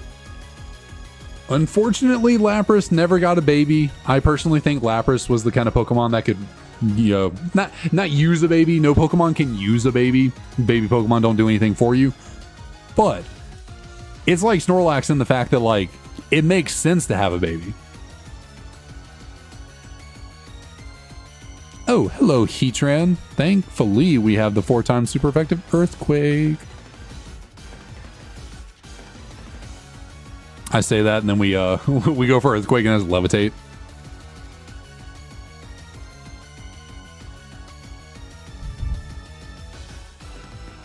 That is true. Lapras did get a pretty nice G-Max. I mean, so did Snorlax. So did Snorlax.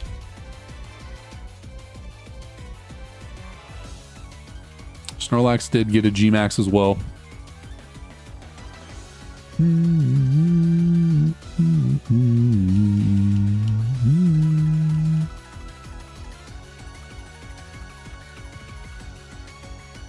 Yeah, true. Setting up the Aurora Veil with an attack is pretty... That's what it did, right? It set up Aurora Veil while also attacking. Or was it just Aurora Veil? Did it attack as well? I never used G-Max Lapras. Couldn't remember if it was like a status move or if it actually attacked and set up the Aurora Veil.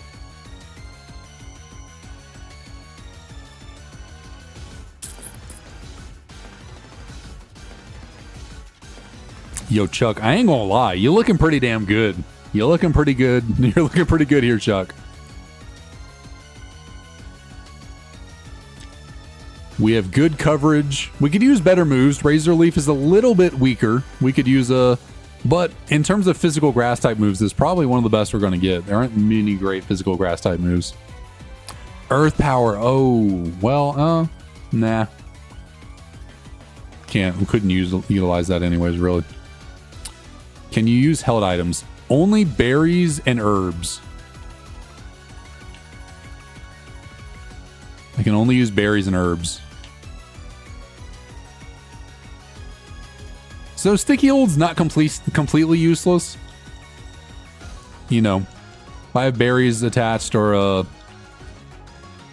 which really, the only herb you can, I guess you white herb, mental herb, and power herb. Really, berries are the only useful item you can attach.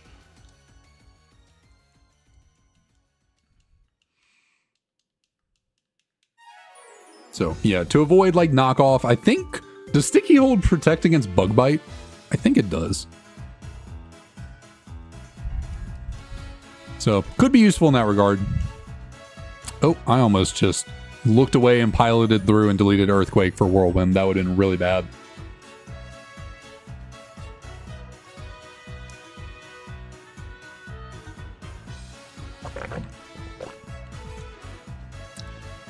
Yeah, the shiny, the whatchamacallit, that, why am I completely blanking on, Gigalith. Gigalith, that's what I was thinking of. Gigalith, that whole line has great shinies. They look really good. But speaking of berries, we've got our orange berries. Yeah, Earthquake's been holding it down since 1996. It's kind of crazy. You would think with like power creep and the invention of new moves and stuff that like most moves from Generation 1 wouldn't be all that useful anymore. And really, like, how many Generation 1 moves are still around, like, being really utilized in like competitive Pokemon? But Earthquake's still here trucking. Earthquake is still old reliable. The gold standard of damaging moves. 100 base power, 100 accuracy. All you need. But yeah, that's true. Dig was 2-turn Earthquake, which is very interesting. It's very interesting. 2-turn Earthquake.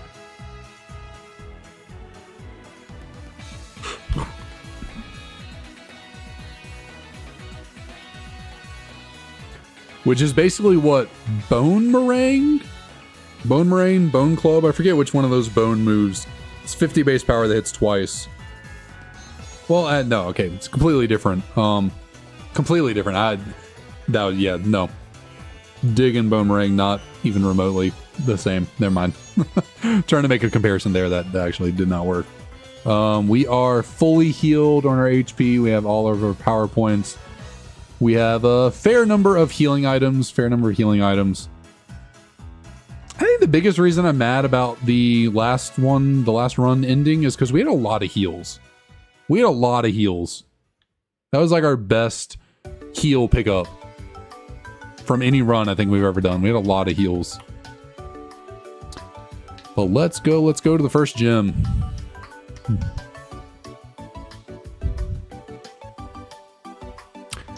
That is true. Grassy terrain. Which I guess is why, high horsepower doesn't get affected by that, so that's why. Also, high horsepower doesn't do spread damage in, like, doubles, so... I guess high horsepower does have a good amount of usage as well as an alternative ground type move. Can miss, isn't quite as strong.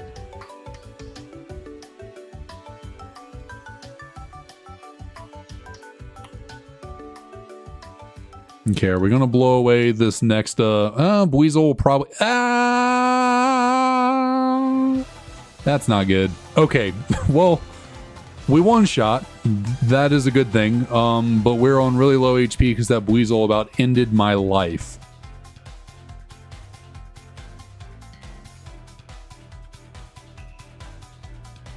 Oh goodness me. So we and I forgot to attach my freaking Oranberry. I don't know why I forgot. I do that on occasion from time to time. I forget that I consume the Oranberry in between the trainer battles. That was a goof on my part. I should have attached the Oranberry. Bought a shiny Lapras. Very fun, very nice. So yeah, I got a heal here. We have a pretty good amount of HP, so we got to use our fresh water. Okay, so we got to win this now. We got to win this now.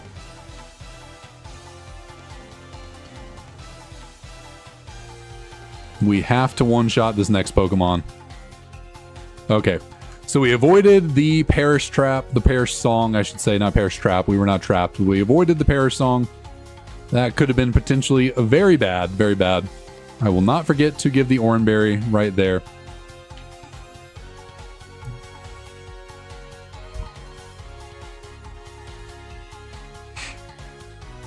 Yeah, Perish Song is a really dangerous move, because like in this battle right here, if this Slack Off lived to hit and went for Perish Song, we just lose, because we can't win this battle in 3 turns. So I don't know. Do I start stacking ice balls on this little here Slack Off? Because like at its maximum damage, Ice Ball is my highest damaging move because of stab, and it goes up to like, I don't know how freaking strong this move gets. So I think I should start stacking some ice balls here on this little weak Slack Off. Goes for the sucker. Oh, it has Truant. That's hilarious. It already has Truant. Or it has Truant again. That's honestly really funny. Yep, there we go. One shot. Can we keep it going? Can we keep it rolling? One shot. That Reuniclus has a lot of HP. Okay, and it ended. But it's a Burmy, so I can just get started again. And I missed. Do I heal? Nah, we're just going to keep going. We get our Oranberry there. We just got to outspeed the next one. Swagger. I'm going to say no. Say no. Oh, that's not good. That's not good. No, that's not good. Oh, no, no, no. We got through it anyways. Okay. Got a little worried there. Saw the steel type, but we did have Earthquake. So, but Chuck pulled through. Chuck clutched up right there. The ice ball went a little crazy. Smackdown. Okay, that's actually usable potentially. Actually a potential use right there. Perish Song ourselves. Okay, so we can't use that TM anyways. But that would be interesting. So can we learn Smackdown? No, we cannot. Not the world's greatest move, but it gives us an option at least. Or would have if we could actually... Did I ever grab the X Defend from you? I did.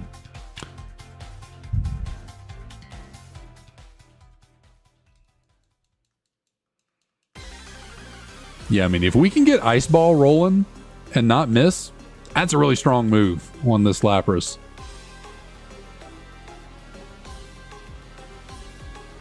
Yeah, I think so. I think, yeah, the randomizer makes it 50% on any TM.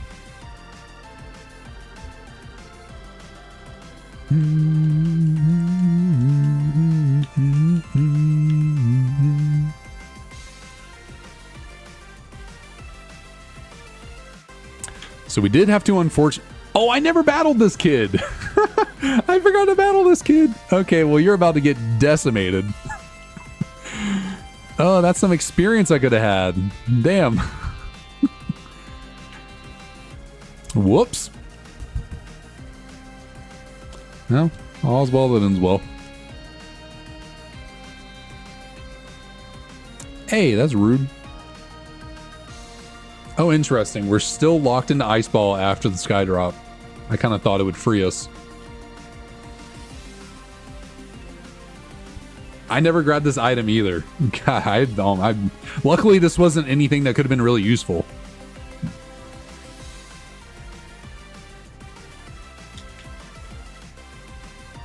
Grabbed all these at least. Got a little sidetracked.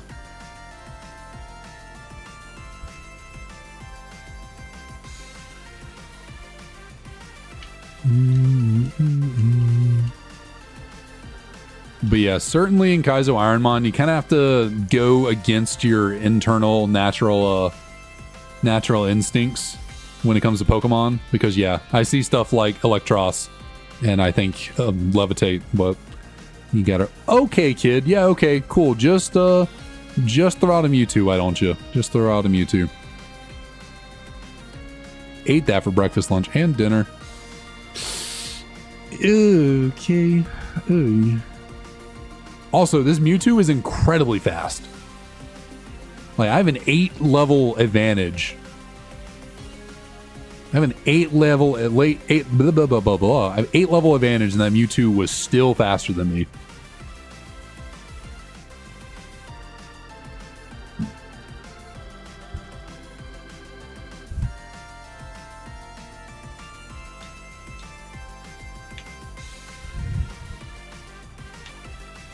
Thankfully, we ate that Fire Blast.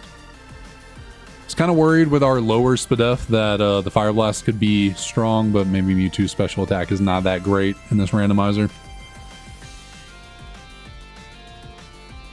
So kid over there is just rocking up with a legendary.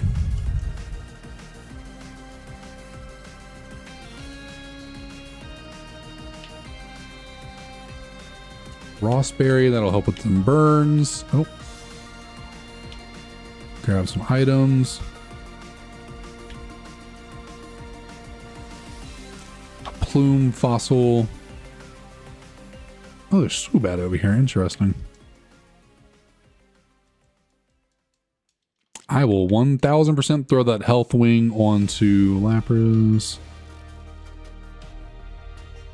Yeah, burn would be really bad. That's the biggest downside to using physical attackers is burn. And burn does more damage in this generation. The burn damage was decreased in Gen 6, I think, starting. And yeah, Intimidate. Burn and Intimidate are not ideal for our physically oriented friends. Oh, poor Mareep. Got the slow start. That's tough luck there, bud. Tough luck.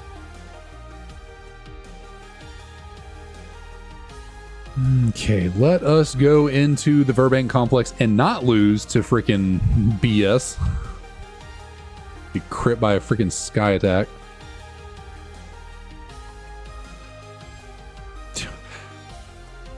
Yeah, now that you mention it, why are physical attackers so hampered compared to special?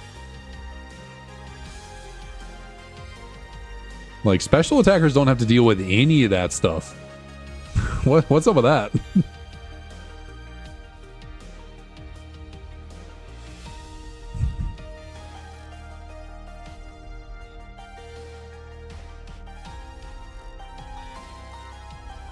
Unless you're a special attacker using a special move that actually makes contact, like Grass Knot. But like, still, what's up with all the physical attacker debuffs with contact moves and abilities and the like? Kind of unfair, wouldn't you say? Kind of unfair.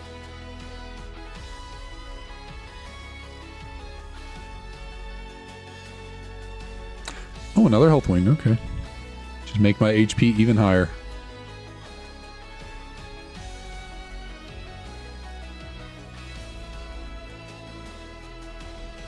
Alright, I think I grabbed every item. Pretty sure I did. Yeah, I got everything.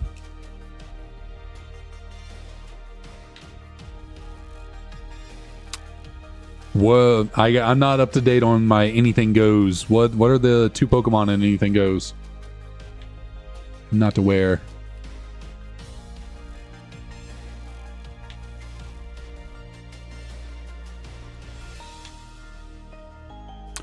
Oh, big boy Whale Lord.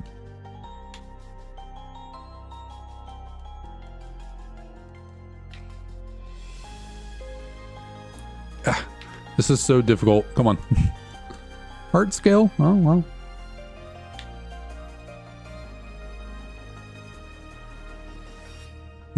Me Rhydon. Okay, yeah. Nah, that makes sense. Miraidon, Shadow Rider.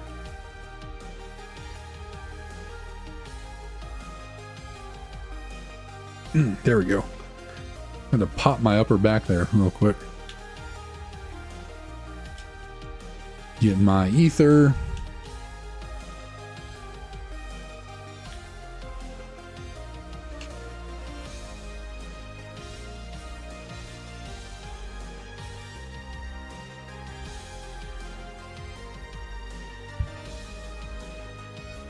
Eviolite Fur Coat Rhydon would be actually Eviolite Ice Scales Rhydon, because Rhydon already has really good physical defense, so give Ice Scales to double its SPDF. That would be strong. Now obviously his fur, I don't think Fur Coat's in this game either. I know Ice Scales is not in Gen 5. Is Fur Coat in Gen 5? Or is that like... Was Fur Coat first introduced with like Furfro in Gen 6? When was Fur Coat introduced?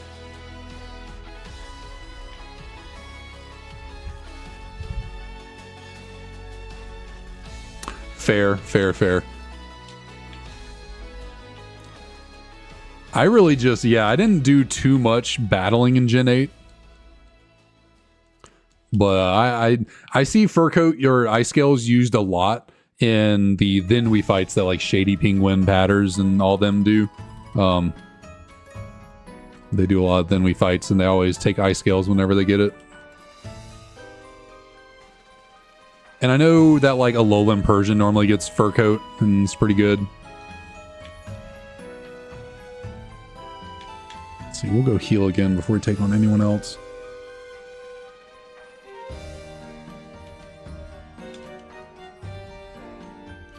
But yeah, I know Furfro has it, and Furfro was introduced in Gen 6, so I'm wondering, was that like Furfro's signature ability in Gen 6? And then it started getting more widely distributed after that?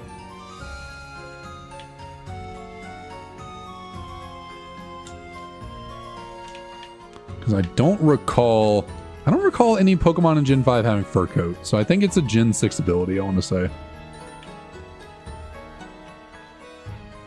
Oh, it has Sturdy. I was about to say, how did you survive that?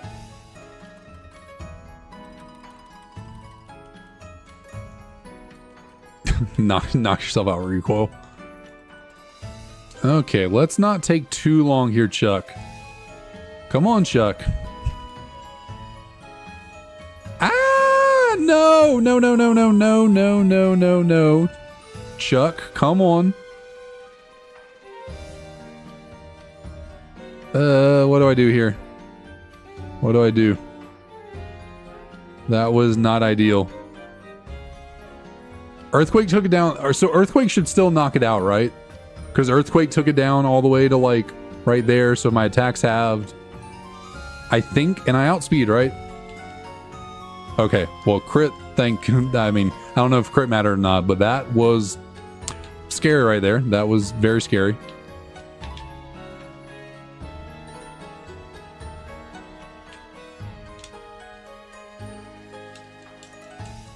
What was that? Yes, I can. All right, I'm going to take a little quick break, do some stretching, and go take my little puppies outside to go to the bathroom before they go to bed. And I'll be right back.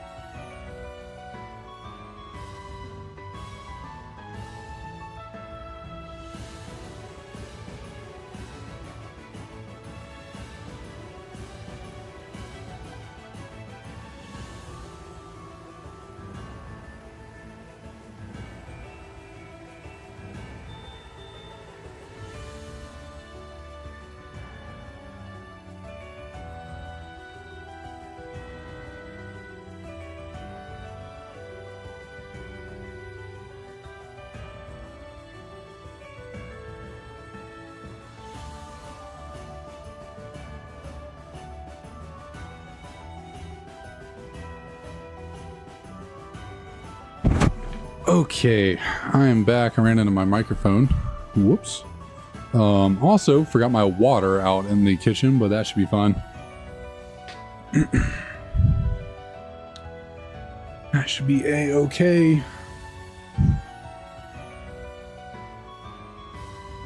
Let's see. We're looking like... Do I want to... Because we're going to take on the... Well, no, we have a couple more trainers to go through right here, and then we can take on the second gym. Do I want to stop after the second gym, or do I want to push this Lapras as far as we can?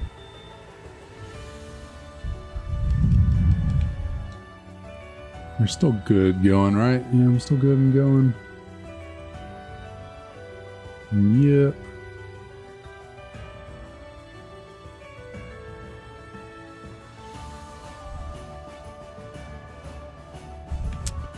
All right. So we have a few more trainers down here to take on, and then we can go take on Roxy, the second gym leader. And assuming we win, you know, I don't want to get ahead of myself. So we took on you already. I think we took on this girl. Yeah. We took on this trainer over here, this guy. He about nearly ended us. So we got 3 more people over here.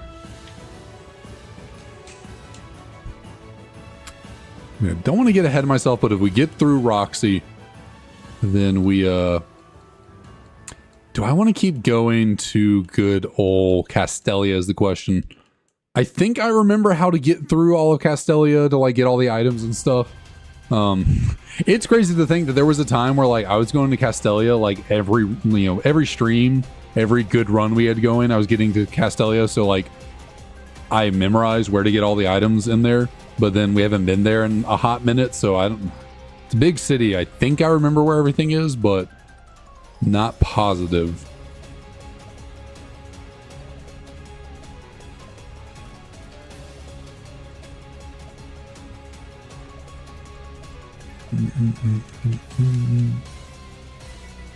Okay. Oh, okay. That was an illusion Tauros.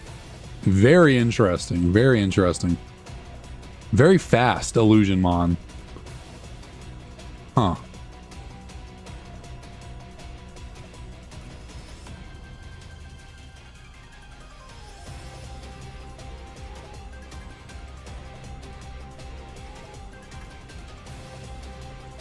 Alright, so we got all the workers, we got all the trainers. What team would you have given us, Hurricane?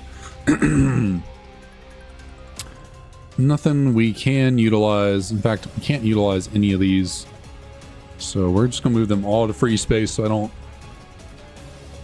misremember anything. Just get those all moved over there. Then we heal. We've grabbed every item we're going to get. Oh, I forgot to apply some B for some reason. So I just need to apply some berries. Ooh, I just realized we're not in a great... I guess we only have we have 3 of our potions. And on speed up, it just flies through this menu. We got 3 of our potions. We have an elixir. We have a burn heal, paralyze heal. We have an ether. We do have some berries. We can't get frozen, so Aspir berries useless. Apricot berry. We have a Rost. We have some Pechas. We have 3 more Orin. We'll get a good old freshwater from Clyde. So we're not the best on heals at the moment. We're not in the best situation on the heals. Really got to hope we can make it through this gym somehow without utilizing any heals. But I think we are as good as we're going to get right here, right now. Like, this is a really solid Lapras. Like, other than our Spadef, our special attack isn't too great either. But that's fine. We don't have any special attacks on us at the moment. Other than our Spadef, like, this Lapras is pretty solid. So we head on in. We can no longer leave. We must finish the gym or perish. We got our fresh water, which really helps. And we always start with the Guitar Girl. I don't know why, it just feels like she's easier.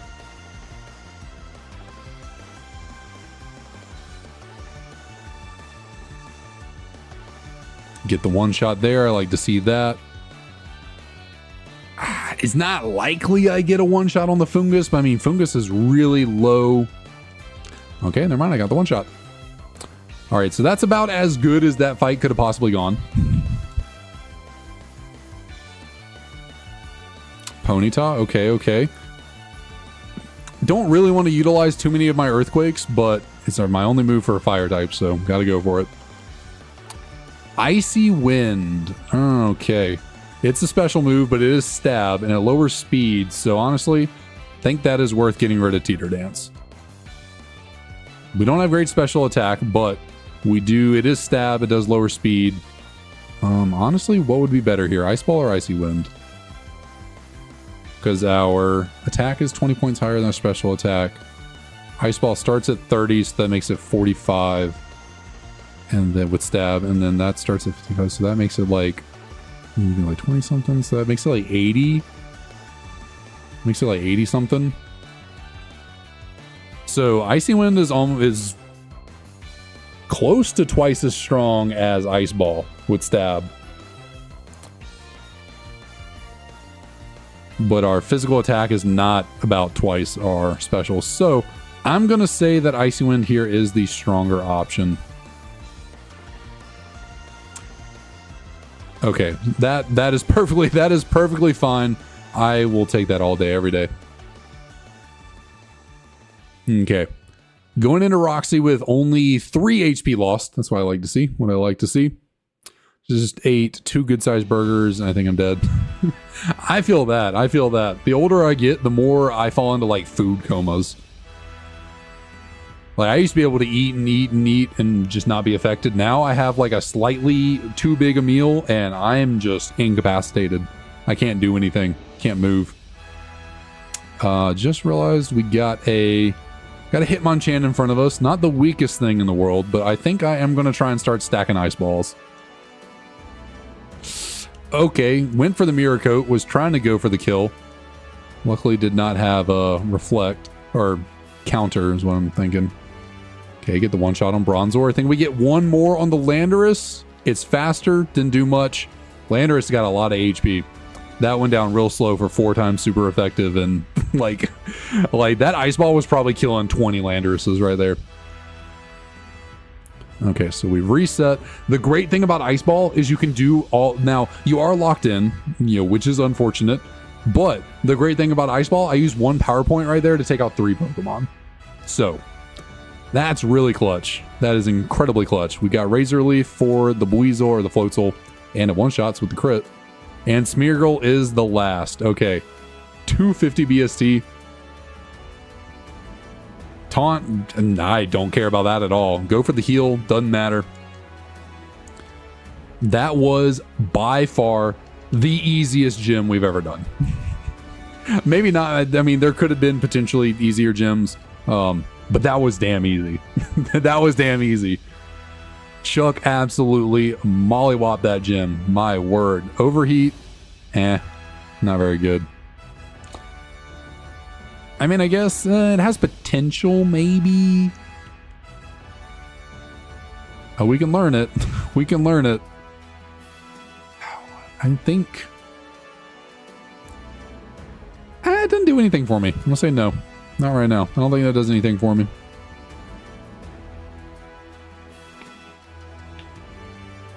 But wow, that was an incredibly easy gym. If you get lucky enough with it, Ice Ball on this Lapras does a lot of work. Does a lot of work. We go down here and take on Team Plasma. It's like, what? I want to know what does Ice Ball max out at? What is the max damage on Ice Ball? 480. Yeah, so 480 base power stab on our physical attack stat against that Landorus. Yeah, there was like 20 Landoruses that died to that attack right there. My goodness. Because what, with stab? That's a 720 or base power, not BST. With stab, max Ice Ball is 720 power. That's wild. That's wild.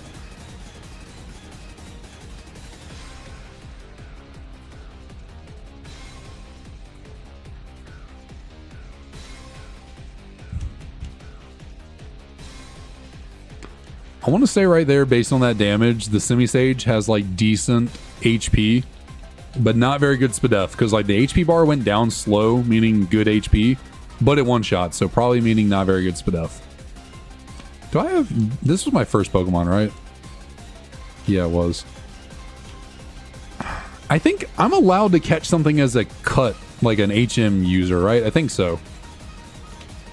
So I think I'm going to catch something really low level, because every Pokemon in the game should be able to learn every HM. So I'm going to go learn something super low level, or catch something low level, and then we'll just use that to cut the tree that's up there in Burbank Complex so I can get an item. Leo, buddy, where are you? Leo, what you whining about? Thought I left the gate open. Leo, where are you? Why are you whining, buddy?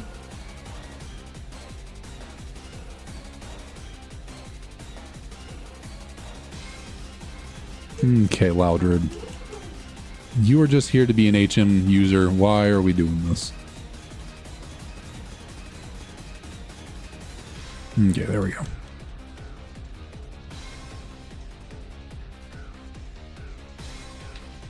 Need help?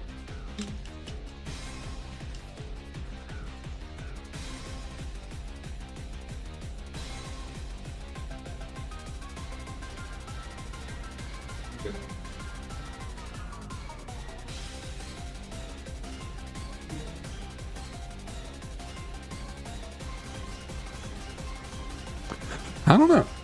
I was wondering that too. I thought it sounded like he was really close in here, but maybe he thought you were in your office.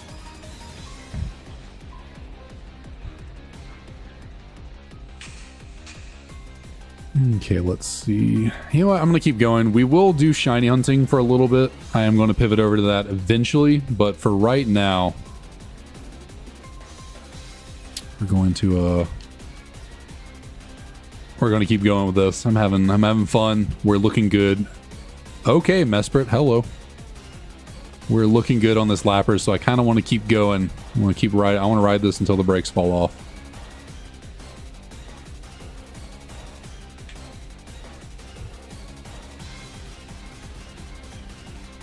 I think that's the first time that battle wasn't a complete and total one-shot sweep on my part. I feel like every time I've done that battle, it's been so incredibly easy. Like zero effort put into it at all. Just a one-shot, like every time.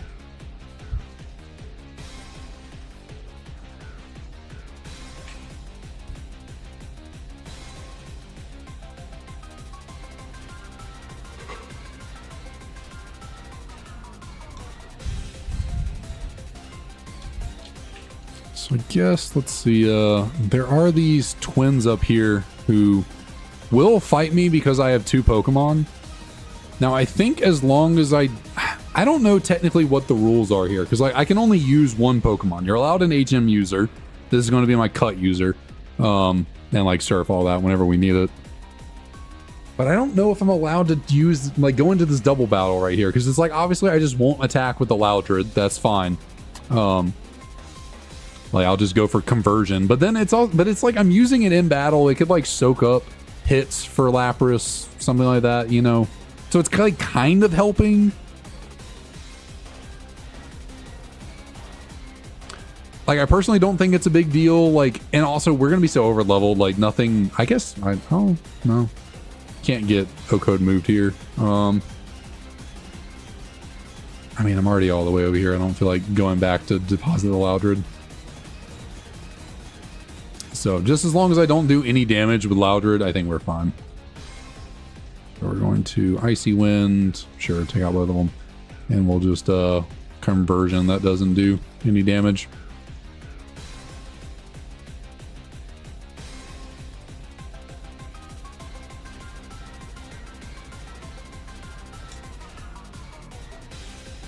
I'm getting EXP for no reason. Okay, we can stop now. Good night. How much EXP are we gonna get out of that? Arrow Blast. Wow. Big move for a little guy. Big move.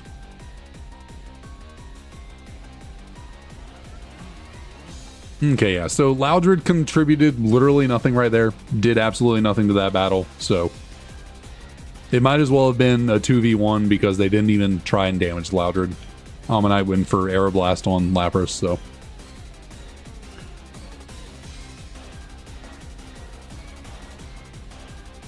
But as soon as we get this little cut bush out of the way so we can grab this item, I will deposit Loudred.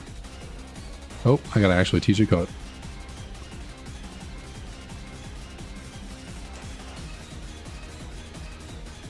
Doesn't matter what we get rid of. We'll keep Conversion on there in case I ever need to choice scarf. I have a band already. I already have a choice band. We just gotta find the choice specs and we get the do I have a life orb as well, or was that the other run I grabbed a life orb on? I do have a life orb. Wow. Finding all the broken items, but I can't use any of them.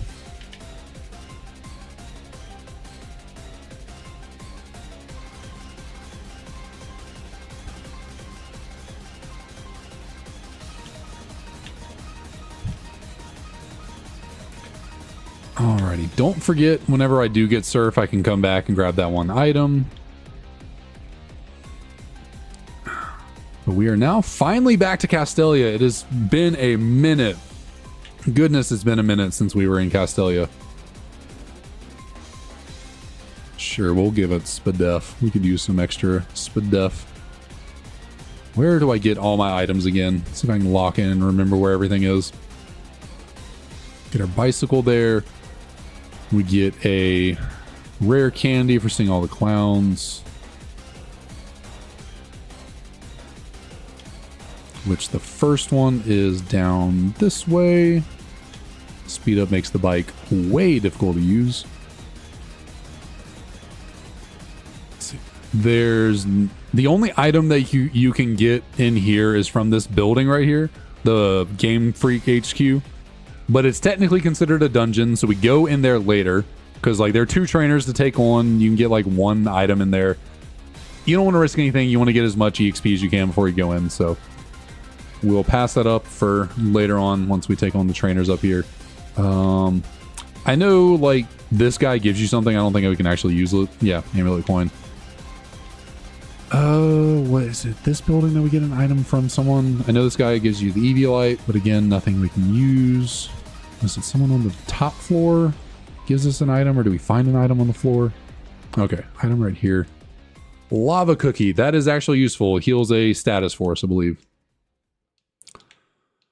And then don't get anything out of this bottom building of use. I think someone will give us something up here, maybe? No? Yes?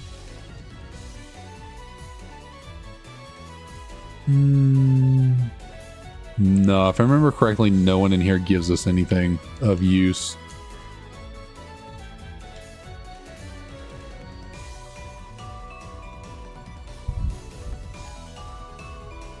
So we move on from up there. Actually, want to go up here real quick to grab the dowsing machine from Bianca because that is really useful for us.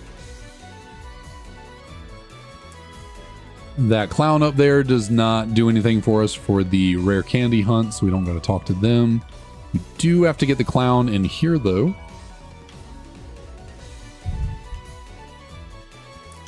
This is the only thing we get off of this street right here. Yep.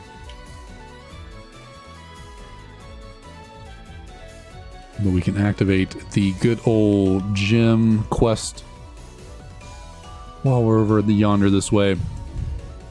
Alright, it's been like a month or so since I've been here to Castelia, but I think I still got it. I think I still remember where everything is. Because we don't get anything off the piers other than that one item on the first pier you dock in. There's that item down there. Other than that, you don't get any items from the piers. You do get a TM randomly for this guy, but we can't use it. Ice Shard would be so good. Oh, that would be so good if we could learn it. Like, if we could get that from a gym leader, that would be so good for us. But we can get our guaranteed free Moo Moo Milk from this guy right here. Oh, that's, man. I want to see if we can learn it. That way, if we do potentially get it from a gym leader, we could know if we can use it or not. We can. Okay. I just need a gym leader to give me that TM, and we are golden. This is another dungeon right here with 2 items in there. 1 or 2. Don't want to go in there just yet, which to complete the clown hunt, you have to go in there. So can't go in there just yet. But also, I think I forgot. There's a clown in here, right? Is he the last one? Go talk to this guy. I think he'll tell me if I have one more. The battle company. Okay, so yeah, that's the last one. And then we can get one final potential item out of here real quick. If we have a water or ice type, if this guy wants to see a water or ice type, we get a berry from him. He's a ground, he wants ground type, so we cannot get a berry from him. And with that, we've grabbed every item so far that we can get in Castelia without going into any dungeons. So I'm going to go north and take on the trainers up here, so we can get all the EXP we can before we go into any dungeons. Also, there is one item up here that I can grab, so that is useful. We'll just take on this guy first. It doesn't really matter.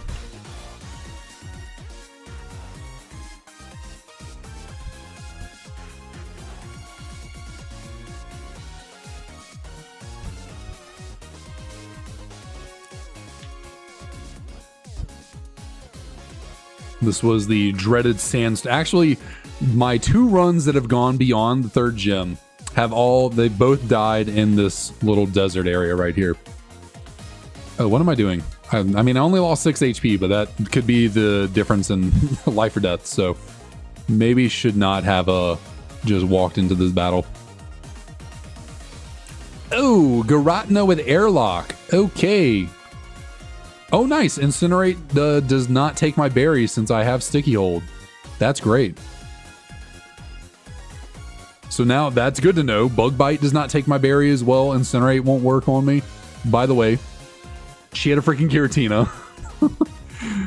I don't think I adequately reacted to how terrifying that could have been. But we got out of there very luckily scot-free. And thanks to our ability, we didn't lose an item, which would have been really bad. A berry.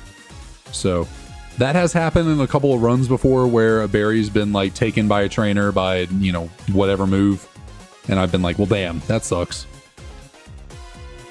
So hey, Sticky Hold actually has some use to it.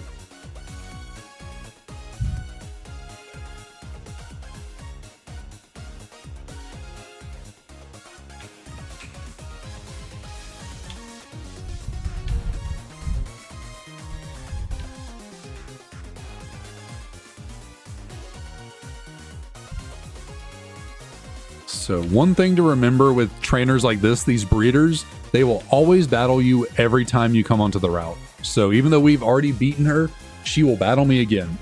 And technically that's cheating to, like, you know, the only levels you can get is from taking on trainers, but like rebattling a trainer like that, that'd be cheating to get a whole bunch of levels. So we'll just fight her once. Water Stone, unfortunately not useful for us.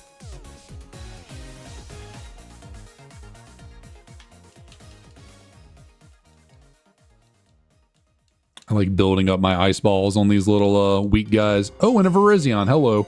And I missed, of course.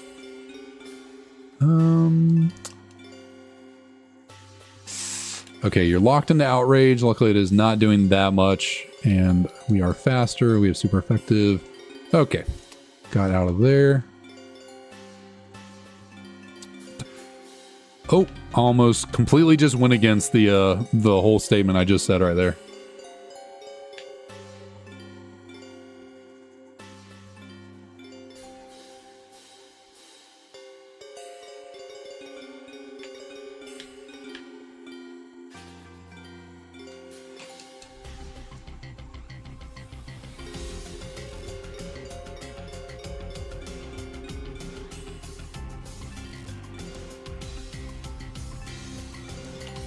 So I'll wait to equip the dowsing machine after if we beat Berg. That's a big if. Berg has been a big roadblock for us so far in all of our attempts that have made it to this point. But yeah, if we manage to get beyond Berg, I will turn on the dowsing machine and the the register or whatever. And that way, because on this route where we're currently at, there are no hidden items. But once we clear through Colrus up here, that the desert beyond has a lot of hidden items. So we'll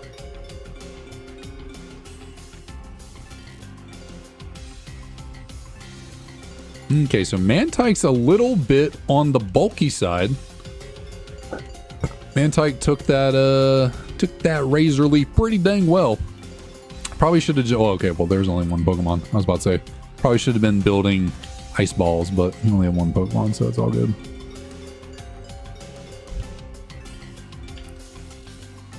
But with that, we can go heal and take on our 3 dungeons before the gym.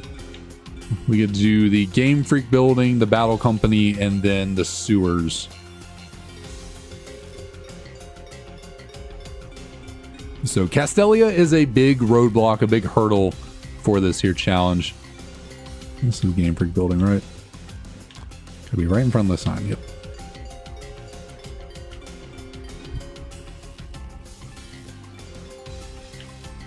Grab our 1 item on the ground. Burn heal, okay, well, that is useful considering we are a physical attacker. We take on this guy first because he only has 1 Pokemon. And then the other guy has 3. Ooh, Scolipede. Scolipede might be one of the coolest bug types ever introduced. Thing is really cool. Oh, okay, yikes. That could have been potentially bad. Okay, superpower. Finally, another physical move. It's really strong, but I don't know if I like lowering my own attacking stat. I don't know if I like that. And considering how good the other moves have turned out for us so far, like the only one I could consider getting rid of is Razor Leaf. But it is nice to have for water types. And like ground and fighting really overlap with super effectiveness. You know, steel, rock. I guess fighting is good against ice.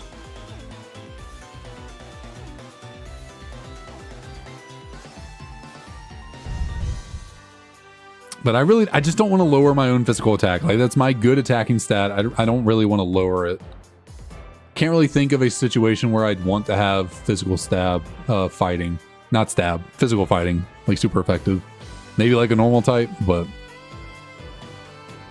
I'm going to say no. And it only has 5 power points, so I will pass.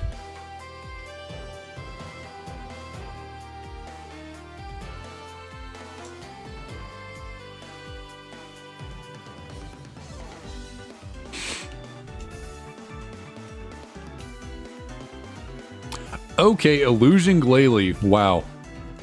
That's oh, that's not good at all. Oh, this is not good one bit.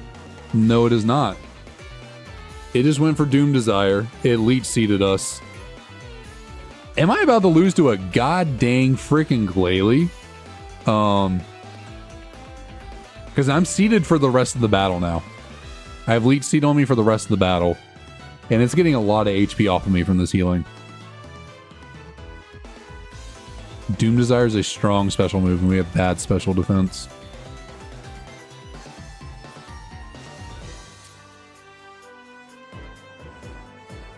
Oh, it has work up too. Oh, well, we one shot with Earthquake, so that's really nice. Yeah, the heal was very much necessary there. That did a lot. Do I heal on the Jigglypuff hoping that there's nothing in the back that's stronger? I don't want to use up another heal in this area, so I'm going to Ice Ball, try and build up a little. That could have maybe potentially been bad. Hopefully we outspeed the Machoke. Okay, and we don't miss and we get the one shot. That was risky. That was potentially, that was very very close. First time those two trainers have given me any trouble. Normally they've been a pushover, so that was a yikes for sure. Illusion Glalie. That could definitely be problematic for us in the future. Could certainly be problematic for us.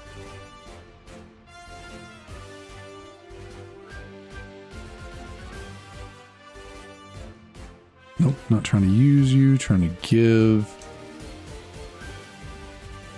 All right, so now after doing that, we go take on the Battle Company.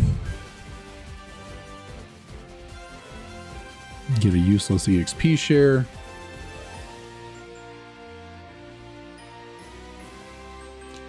Get our last clown and go grab our 2 items before we battle any of these trainers. We want to avoid all these people. I don't think you battled me there. Oh, shoot. I didn't think she would see me from there. Okay, that's fine. Just a love disc. Just a love disc. Nothing to worry about. Unfortunately, flutes are banned, so that's not going to do anything for us there. There's one final item up yonder this way. And a bug gem. Okay, so we're getting a little bit unfortunate with not finding any really many good heals, and we've had to use a couple. So Berg's gym is always a challenge because he just has a lot more gym trainers than Charon and Roxy. Charon and Roxy only have 2 gym trainers each. Berg has 5? 4? 4. 1, 2. 1, 2. Is it only 3 actually? It's only 3? I don't remember.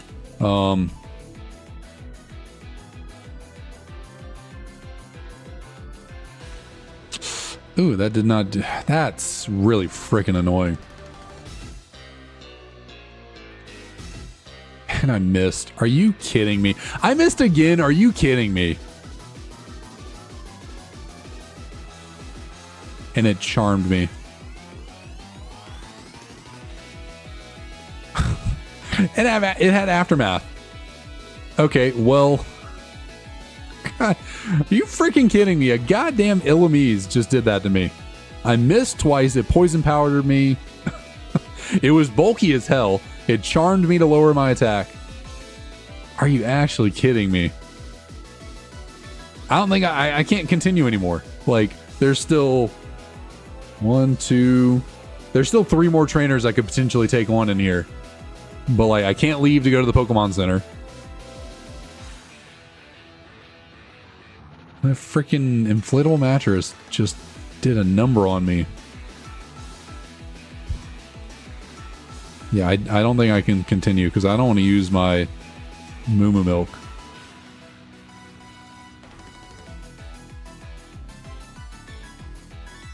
Yeah, okay. Well, that really sucks. We are missing out on a good bit of EXP there from not being able to take on the last 3 trainers. Oh, that really is unfortunate. Okay, well, we get our rare candy. We heal and head to Le Sewer.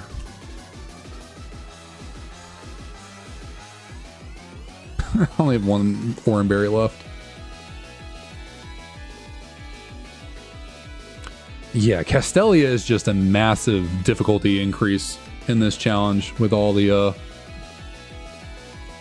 additional trainers and Pokemon and dungeons and all that. This is just really tough.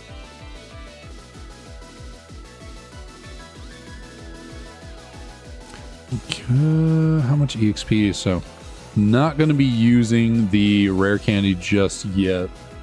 We want to use that when we are at our lowest amount of EXP in the bar.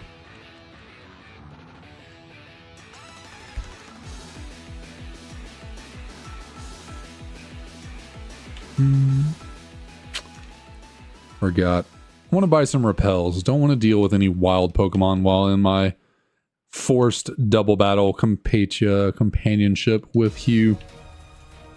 We'll just buy a bunch of you. Get 50, why not?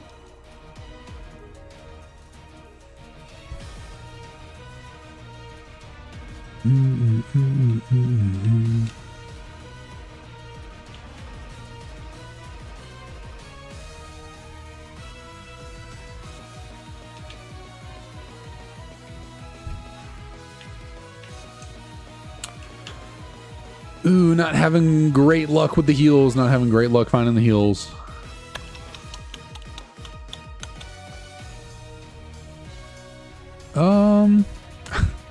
Sorry, Hugh, but I think I just earthquake right here. Oh, well.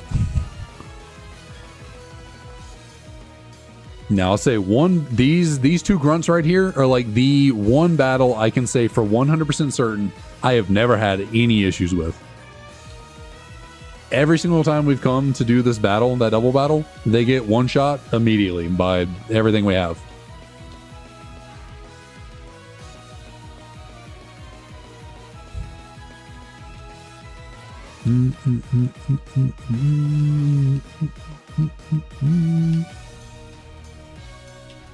So one conundrum I've been having with the sewer right here is it's a dungeon. Once you head in, you can't leave.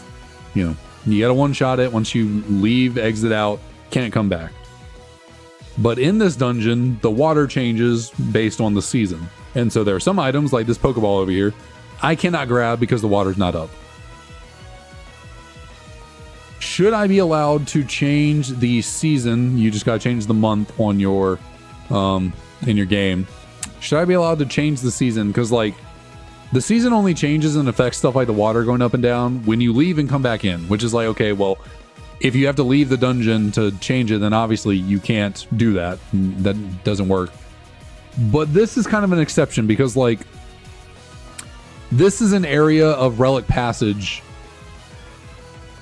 I guess you can technically come to this area of Relic Passage. I don't know. So I'll just show you and we'll talk it out. Also, I think there are some hidden items in here. Let me put on the dowsing machine. So this side of Relic Passage, you can only get to from Castelia Sewers. And you can only leave through Castelia Sewers. So I need to get off the bike so I can make sure I get around this girl.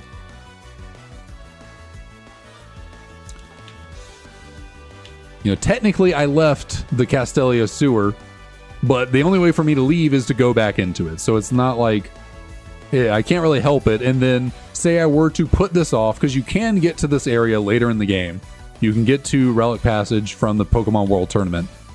Well, to get into this area, to access the few items that are down here, to take on these trainers, you have to jump over these ledges. You can't go back from the way of the PWT. You have to leave through the sewers. So, like, I have to go back into the sewers no matter what once I am in this area. If I come down here to take on these trainers, get these items, I gotta go back into the sewers. So, now granted, I've already kind of messed up by doing this, because, like, if I'd gone through the sewers and grabbed all the items and then went into here, changed the season so I could go back into the sewer, I don't know, it doesn't really matter. Like, this is technically, like, this little sub area of Relic Passage is kind of technically a part of the Castelia sewer. Because the only way you can access it, or the only way you can leave this area, is through the sewer. You have to go in the sewer to get out of here.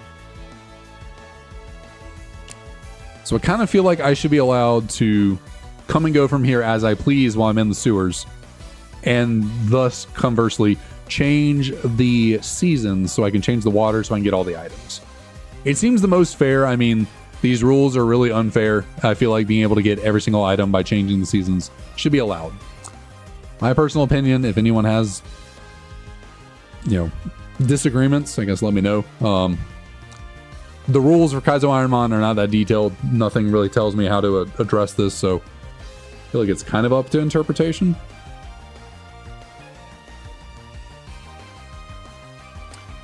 So I'm going to grab all the items that are over here real quick, which I think I already did. I then want to go grab all the items that I can that are in the sewer right here. Including also this little area up here. I have to technically leave the sewer to get up here. But then to come back, I gotta go, to leave, I gotta go back into the sewers. So, we'll throw that health wing on the Lapras.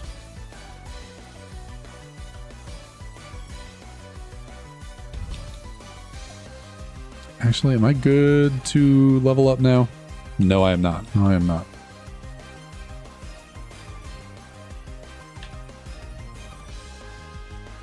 So we want to avoid the old man right here. Man, regular repels wear off so fast.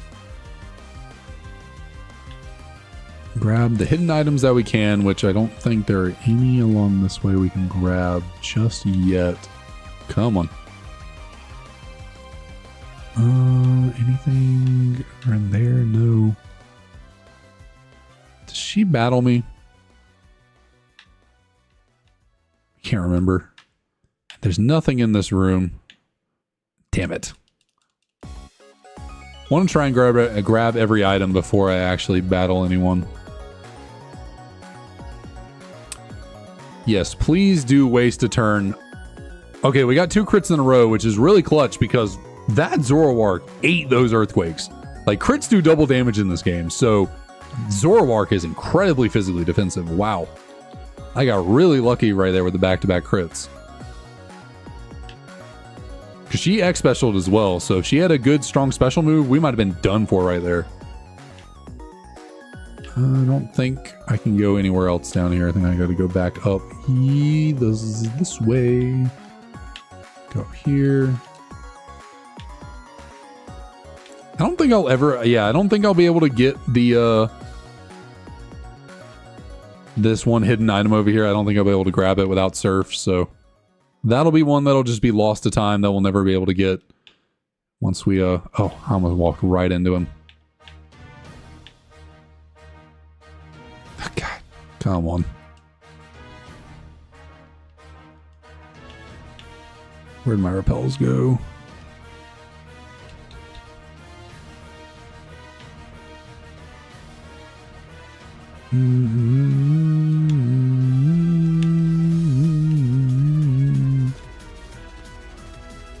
So we gotta take on that guy to get this item, so I guess that's worth it. So we'll just battle you.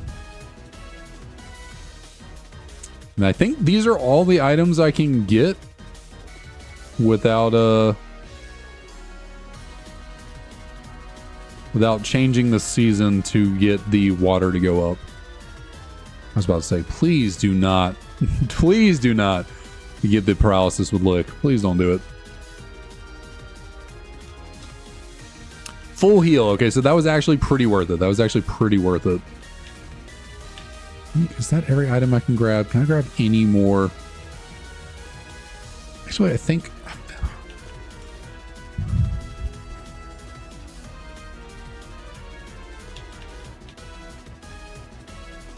That was close. I think there was, what, one staircase I could go up that I didn't... Man, can I... Shoot. I forgot that guy was standing right there and could turn to get me.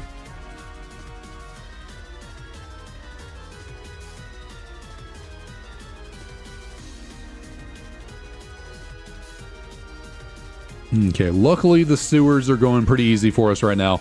Last time I was here and we were going through here, I was getting absolutely hosed by these trainers. These trainers kind of did that last run in by, was doing a whole bunch of damage to me. Colberberry. I think that's dark type. You give me a heal, right? Yes, nice. That's very clutch. Super potion.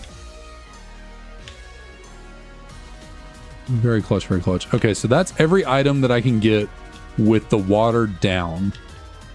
There's one? Is there one? Are there any other items? Actually, can I get everything without even turning the water up? Because I think these hidden items can only be acquired if I have Surf, which I don't have yet. So... And that guy doesn't battle you. So actually, I think... Never mind. I think you can get every item without changing the seasons. At least it seems that way right now. I'm not seeing any extra ones that would require the water to be up. So I'm missing something.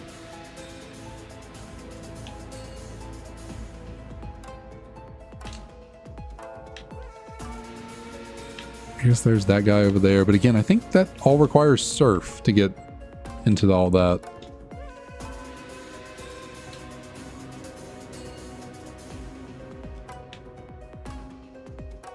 I want to test it out. I'm going to at least test it out. I don't think I can grab that item there, but we'll see. I don't know how he didn't see me right there. So what we need to do is go up into... I guess I could have gone to the... whatchamacallit over there. So how do I change? Let's see. Where's... I don't think this stuff pops up. Things...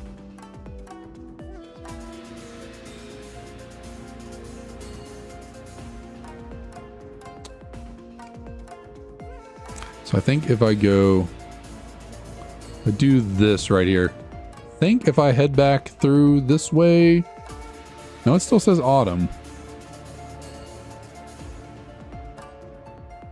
Does it only work if you go into the overworld? Like when you're in the underworld like this, in a like a cave, whatever? No, it still says autumn. I changed the date in my settings.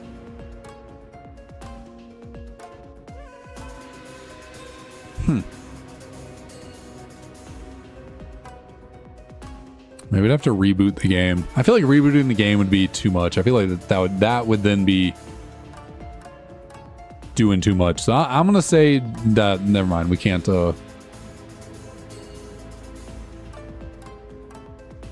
Yeah, we won't bother with it. We're just gonna leave the sewer, and then go take on the third gym.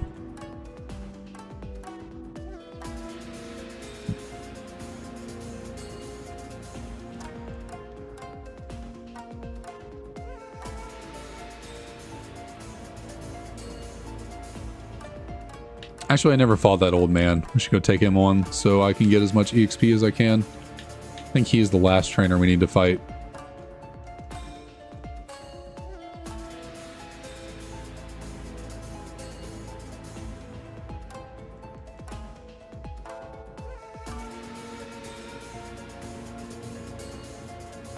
Okay.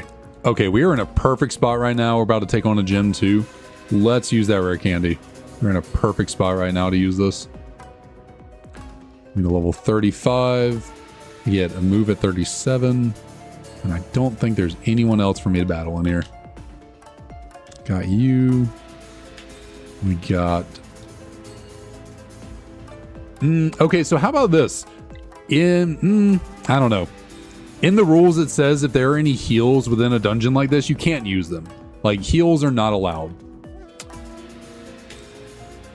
Oh, I was going to say there is a doctor in here. You can battle doctors, so that is experience to get. But the doctors do heal you after you battle them. I don't think it is technically, because like I battle every other trainer. Like I'm battling the doctor and then leaving. So like as long as I beat the doctor, what does it matter if the doctor heals me? Because like I don't have any more trainers to take on. So I'm not getting a heal that would give me advantage in any other fight. I would purely just do it for EXP. Because I'm leaving immediately after this. There's no one else to fight. And since this isn't a game where like overworld poison can knock you out, that would be the only situation in like Fire Red where I could see that being a no-no. You know, you get healed and then the poison you would have had that would have KO'd you doesn't knock you out. I'll abide by the rules and not fight the doctors, not get the heal, but I feel like that should be like kind of allowed. I feel like it's kind of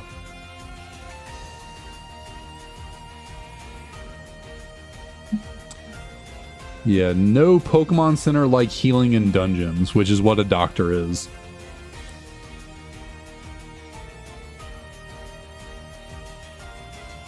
So I will say we're not going to, per the rules, I'll be a good boy.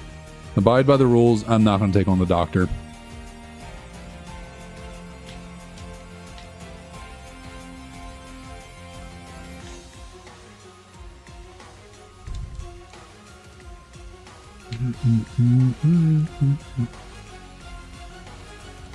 Oh, but with all that, we are primed and ready to take on the third gym. The third gym is a big challenge, big hurdle. We've only made it through twice. That is the farthest we've ever really gone. That is the biggest checkpoint we've ever made it through. I'm going to close my door real quick. I think everyone's going to bed, so I don't want them to hear me.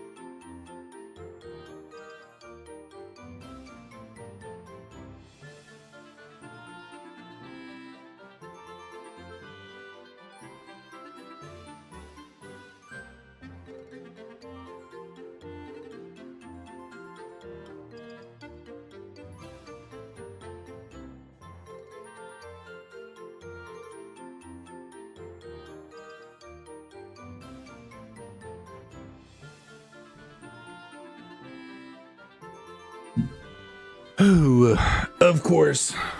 Closing my door turned into a mission. Closing my door turned into a mission to warm something up for Emily before she goes to bed. Where was I? Got my water though, so all works out. I think we're taking on the third gym. That is Correctamundo, I do indubitably believe that is where we're going. We are level 35 with an Oranberry. Everything is healed up, good to go. Yep, I think we grabbed every item that we could possibly get. Trying to think, we got everything right. Pretty sure we did. Pretty sure we are locked and loaded with everything we need.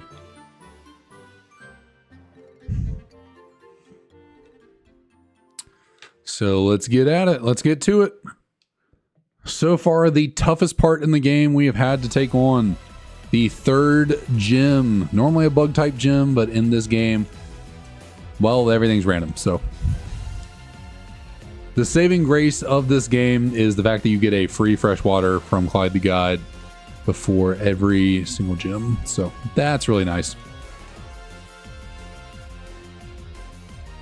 That freshwater tends not to last very long, but it is very nice nonetheless. We get suckered, which is cool. Ooh, ate that. Maybe you just have really good special defense and your physical isn't as good. Suckers again. That is not the case. Just, okay, we're just suckering. That is all we're doing.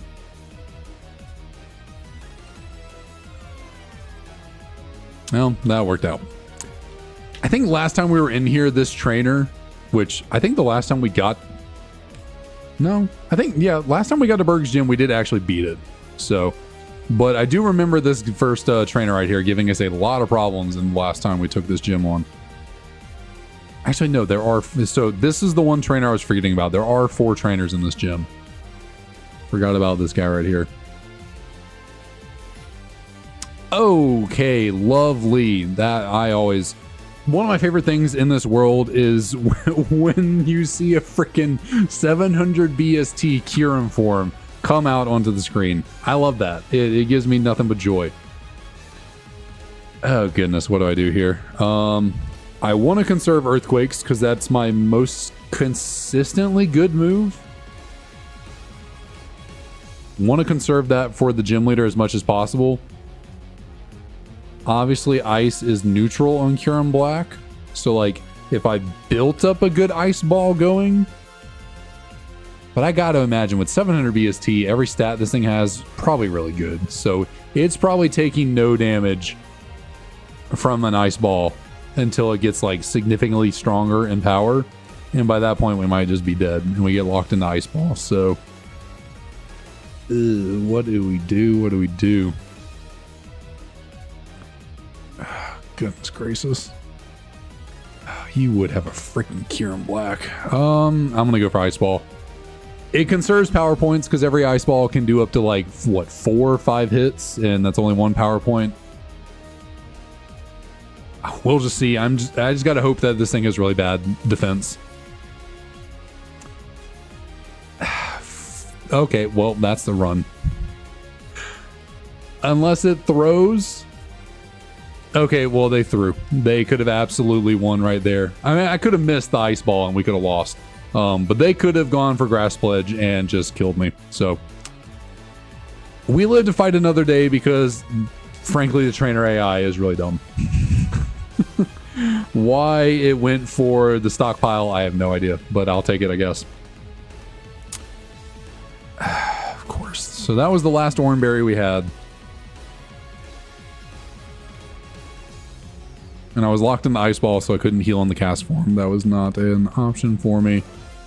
I guess now we go with probably the Rostberry.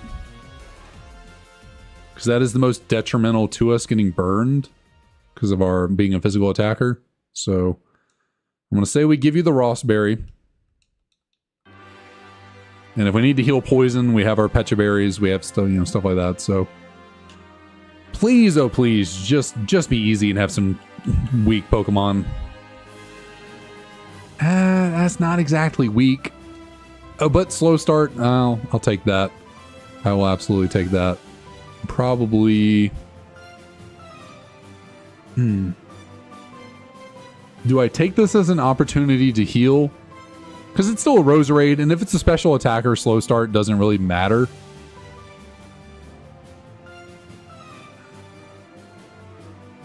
I could start building up ice balls here. But I'm like, I'm almost definitely not going to one-shot with the first ice ball. So I kind of feel like I have to heal. Just to keep myself going. So you do 50, you do 100. I thought you were 60. Goodness. I guess we're going with the freshwater. Focus Blast. Yikes. That's really bad.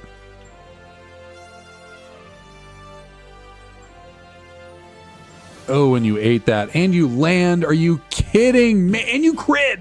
Are you kidding me? I swear, this gym, I don't know what it is about this gym. Every single time I've been in this gym 5 times now. I've lost more than I've won.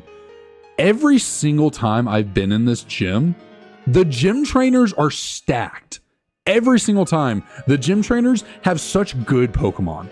Like, I've never all 4 of them. Like, I've never taken on a gym trainer in this gym where it's like, oh, they have Combee and Wurmple and Silcoon. Like, they always have good Pokemon.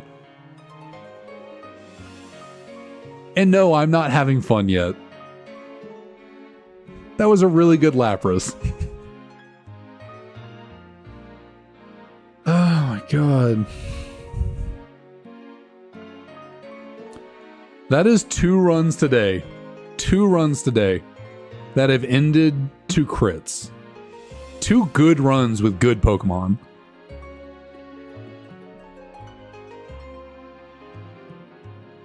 My god, are you kidding me? 3 good runs, to be honest. We had what did we have?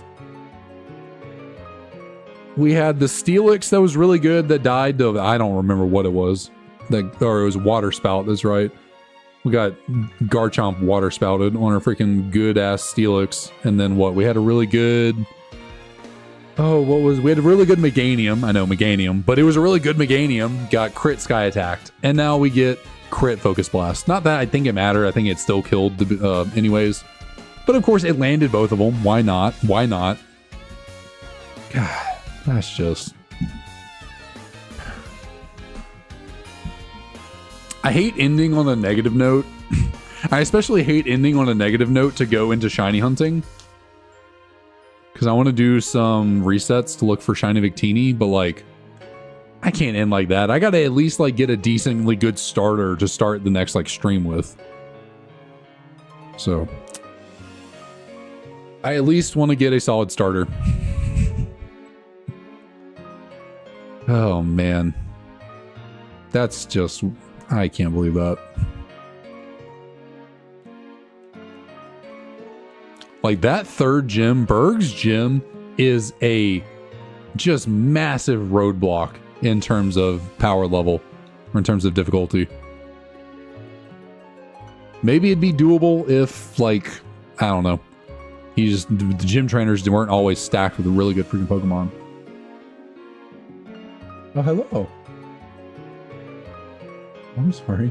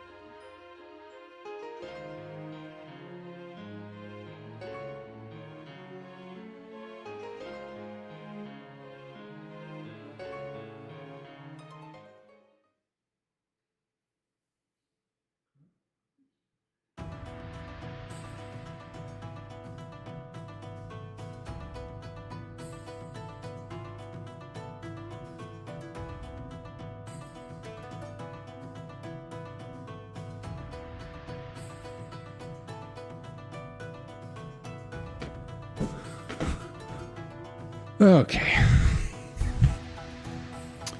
Pokemon on the right. Are you any good?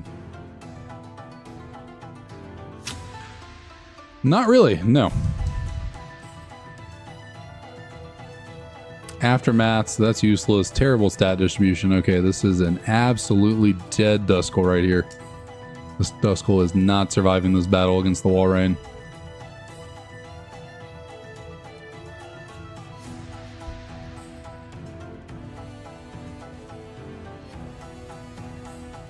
Well, I guess if he only has normal type moves, maybe I would survive. Oh, man, there's the Draco.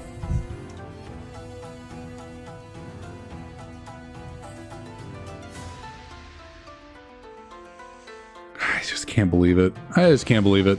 It's like every single time I think I have a really good Pokemon going. I think I have a good run going. It's looking good. Some BS just happens. Something goes wrong. Yeah. And now look, I'm going to be back on a tear of, hey, it has speed boost. That's like one of the best abilities I could ever hope for. It has extreme speed. I would love a freaking speed boost extreme speed Pokemon in any other capacity, but 194 BST. Good lord. That is just abysmally bad. You know what? You're just D. You're not even fully dead. That's it. You're just D.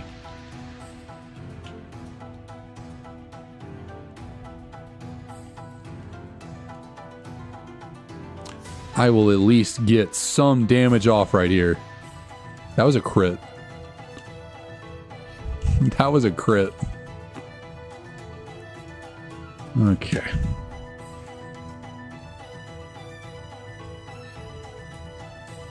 I just got to get one relatively solid looking Pokemon going before I call it a night and go to shiny hunting. I got to get something.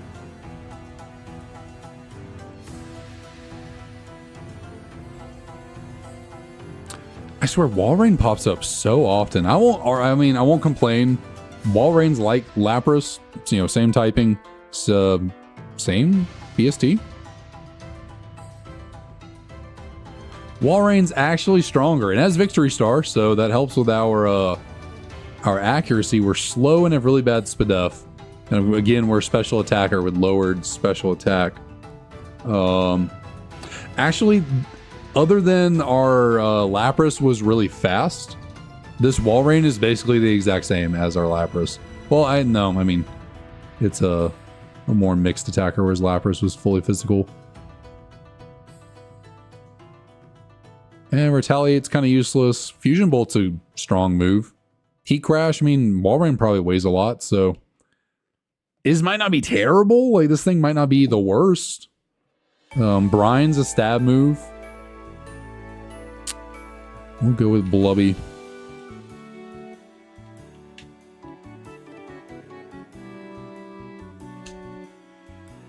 Alright, Blubbers, can you at least get through the first battle? Can we at least see that? Okay, you're taking on Zorua. I would hope that you can take this thing down. What would probably be my strongest move here? So we do have higher or special attack, I should say. So that's physical. That's special and stab. So that's 90 something power. Probably a little bit stronger than Fusion Bolt. Don't know how strong Heat Crash is without a... I mean, we do weigh a lot more than Zorua, so this might do a lot of damage. I'll throw it out. Yeah, so if you go for that again, thankfully didn't. We survived and lived to fight another day. But our abysmal SPDF is going to absolutely do us in. Yeah, that's a no-go there on the final gambit.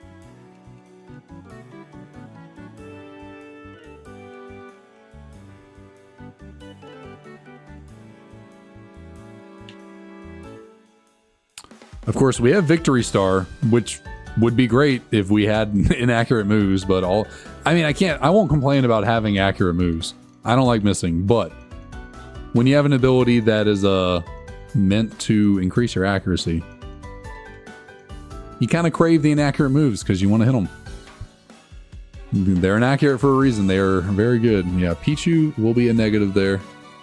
Not a pivot option. Anything better than Pichu here? Pichu is faster than me and had presence, so Pichu's real damn bad. Goodness. Pichu is not any good. If I can see the other option on the route. Torkoal, okay. Not bad, not bad. Pure Fire, Imposter, never mind. Never mind. Come on, please let me go. I have lost a run before to a freaking Imposter wild Pokemon. I have lost one of those battles before. Because it's a, you know, they copy your stats. It's a speed tie, so every time I can't get away, I'm losing the, I think it's a coin flip to get away. And it has Fusion Bolt. Like, I might could have died right there to the freaking Imposter Torkoal. It has happened.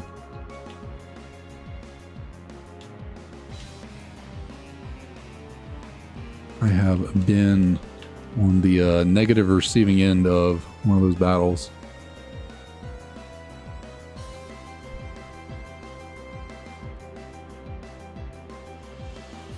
Got some Brine as my best move here. Oh, yep. Got the one shot.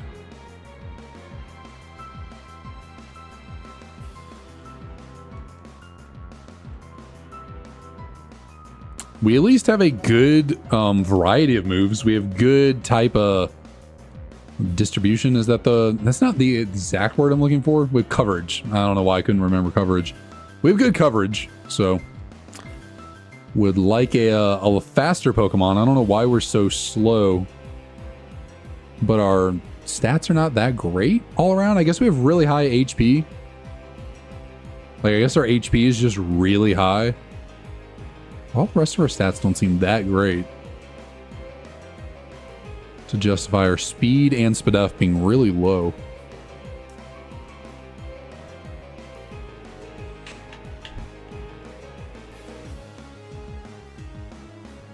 Very unlikely to be a pivot-worthy Pokemon in this grass. Although I do feel like every time I say that, I end up running into like some crazy strong Pokemon.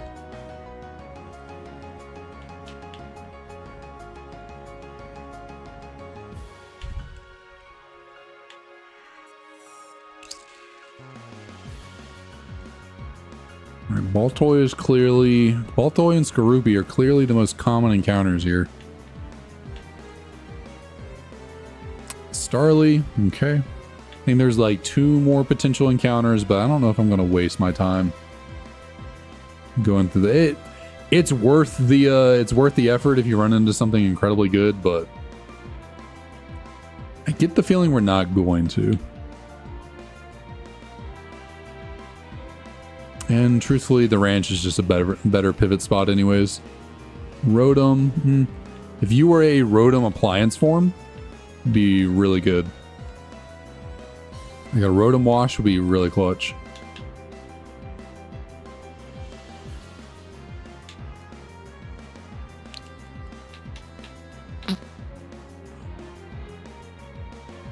Interesting. I don't remember Zoroark having a different encounter animation. I thought that was like a legendary for a second. Come to think of it, have I ever encountered a legendary in the grass? Maybe that's something the randomizer doesn't allow. Now that I think about it, I don't think I've ever encountered a legendary in the wild. They're always on trainers' teams. So yeah, probably no legendaries is turned on. Zoroark, yeah, it has potential. It's 5'10 BST. Dark type has 2 weaknesses being bug and fighting, so that's kind of nice. In terms of resistances, it only resists itself being dark, and it's immune to psychic, it resists ghost. That's about it. I guess we can always look to see what kind of moves the Zoroark's rocking with. So this will just do nothing. Has Psy Strike. That's a really good move. Although the fact that that Psy Strike did no damage to us probably means the Zoroark is not a very good special attacker, because we do not have good good special defense. Oh, as Lunar Dance. Okay, and we cannot get away. For the life of us, we cannot get away. Has Flamethrower. Oh, wow. Why did that do so much more than Psy Strike? Oh, Psy Strike is like Psy Shock. It hits you on the physical defensive side. I forgot about that. Okay. Honestly, those moves are really good. I'm going to try and catch the Zoroark here. Please stay in the Pokeball. Okay. Those are really good moves, so I'm going to take the Zoroark. Hopefully it has a... But yeah, thanks, Ryan. Yeah, I forgot about that for a second, that it's like Psy Shock where it does physical damage. You know what? Screw it. It's in. We're just going with in. In is a Zoroark. Oh my goodness. What is that stat distribution? This thing is all gas, no brakes. My word. Look at those stats. I mean, if I don't one-shot the Pokemon I'm fighting, I'm losing. But man, those are some of the most insane stats I've ever seen. Like, no curveball, no changeup, nothing but gas from this freaking Zoroark. My word. Okay, I mean, that's really freaking good. So physical move, special move does not matter. We have equally incredibly high attacking stats for either. And we have really good speed. And we have two really solid moves in Flamethrower and Psy Strike. And, I mean, Grass Pledge provides some coverage.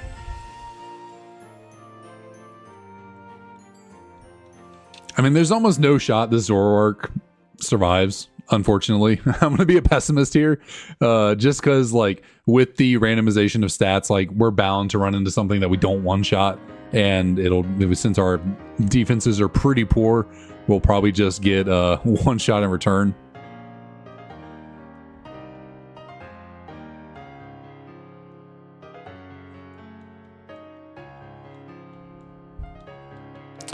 But hey, we will keep trucking until that happens.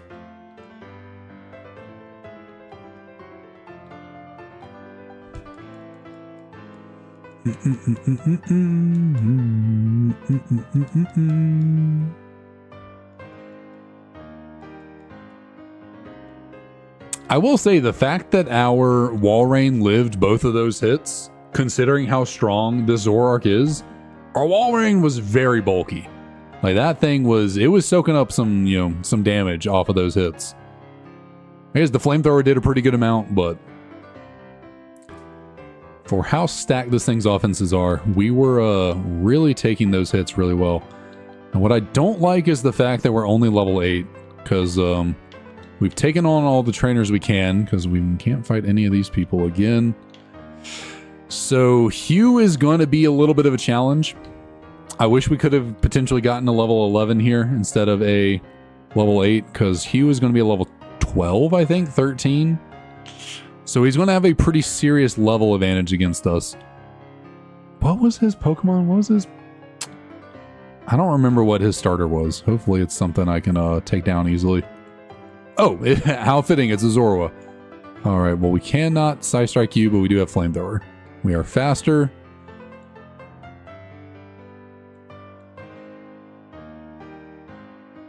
I'm sorry? What? There's no shot. There's absolutely no freaking way. I'm gonna lose to a freaking Zorua. I'm gonna lose to my baby form. So Zorua is all defense. Zorua is all defense, because our Flamethrower did nothing. Our Flamethrower did nothing this thing. Like, we got a crit here to win, to survive. I can't Side Strike, you know, maybe it's just really specially defensive and its physical bulk is nothing, but it's immune to Side Strike, so I can't go for it. We just gotta hope for a crit here. Or the Metal Claw miss. Yep, okay. I swear to God. Not even one, not even 2 battles. Okay, I'm moving on. We're going to Shiny Hunting. I can't do this anymore. What the hell? Just give me a second here to make note of what seed we are on, so I know where to pick up for next time. Yeah, I'm moving over to Shiny Hunting. This is brutal. This is just brutal. Okay, we're there.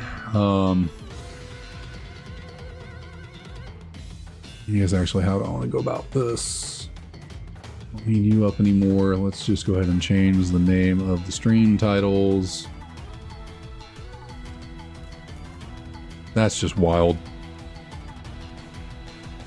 Like, I can't believe we lost to our freaking baby form right there.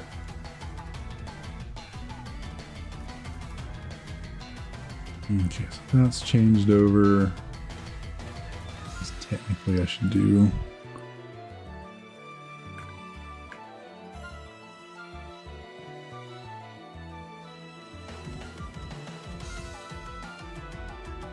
Okay, change over the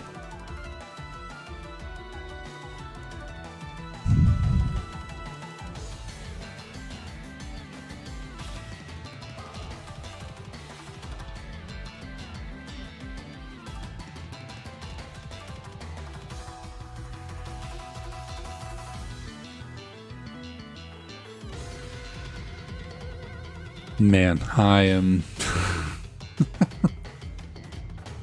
okay, so we got those changed over.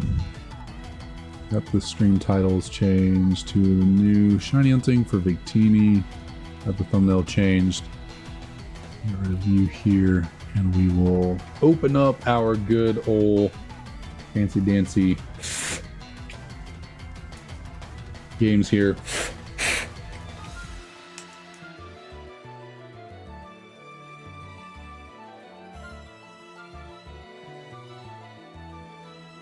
I need my wireless controller.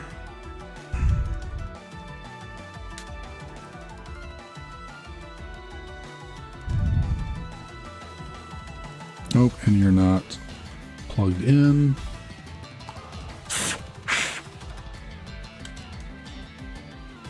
It's not always necessary to, like, you know, blow on the cartridge, blow into the game or into the console, but I do it for safekeeping. I feel like more often than not, they don't work first time around when you plug them in.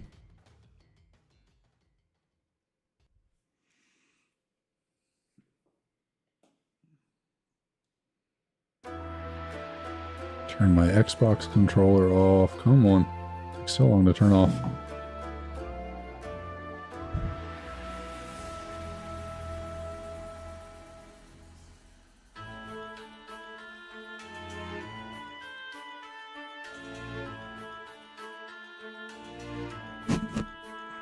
Mic again. All right, 1 second. We will have everything up and running here. Oh, yeah.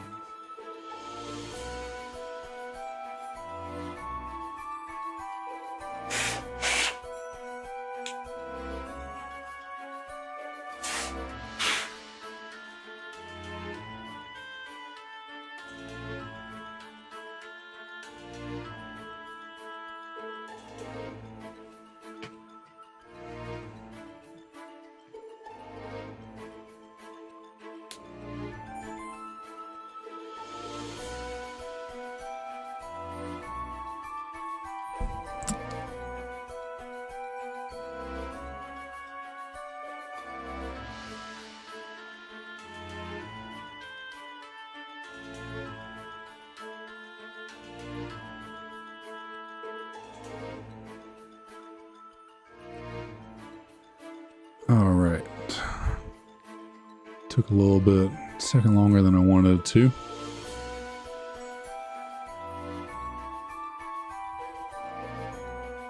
and I forgot I also need to get... Oh, there's a lot more to this than I thought. Haven't done this in a second, so I'm a little rusty.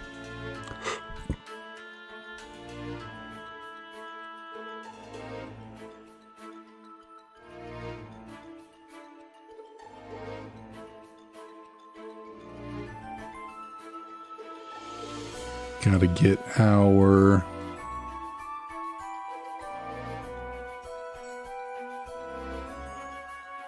shiny counter up so I can have our resets counted automatically for me.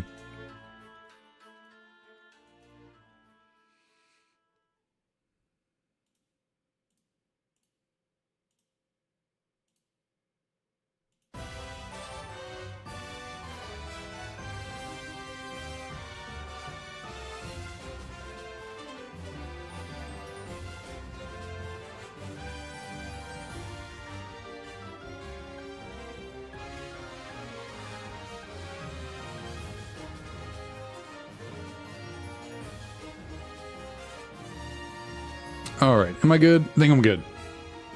That took a second longer than I thought it would to get going.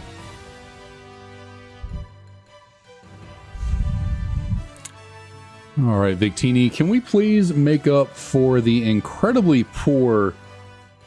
I guess technically, we actually had a good Kaizo IronMon stream, in a sense, because we had like 2, 3 runs actually kind of get off the ground and going, but they ultimately failed.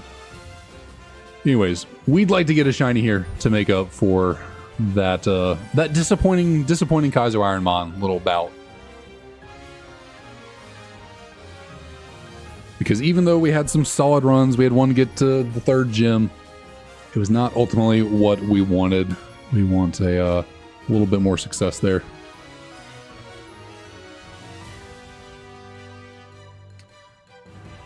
And I am ready to get a freaking another shiny. It has been too long. I don't want Victini to turn into the next Tepig. I want this to be over quicker.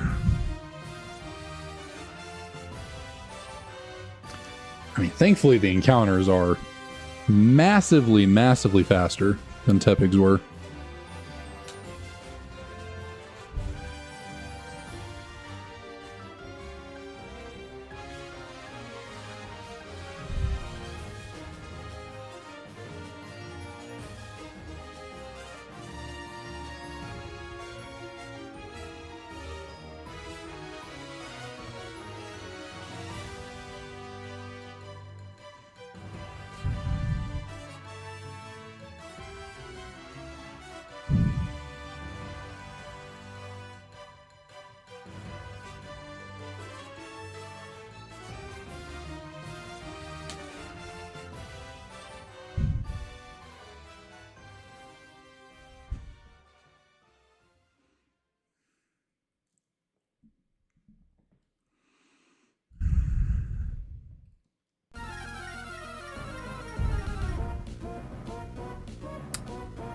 Let's see. It's a little late.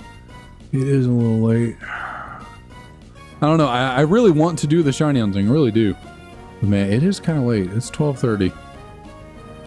Tomorrow is the last day of the weekend before work. I probably should get some rest. Probably should. Did I click through those encounters too quickly right there? I might have. I don't know if they counted the encounters or not. I wasn't paying attention. I gotta remember I can't be clicking through the B button too fast, because then it won't count the encounters. Sometimes it will. Sometimes it still catches it, but other times it does not. But unfortunately, can't really say I have much on the brain at the moment to chat about. That is ultimately what shiny hunting streams turn into, just chatting. Don't really have anything going on at the moment, IRL. Nothing really to report on, you know. Went on my cruise, went on vacation a few weeks back, and that's about it. That's about all, and then really let's talk about. Because work since coming back has been fine. Nothing really crazy has been going on. So, Nothing in the personals happening. Yeah, the last few weeks have been kind of mundane. Not really a lot happening.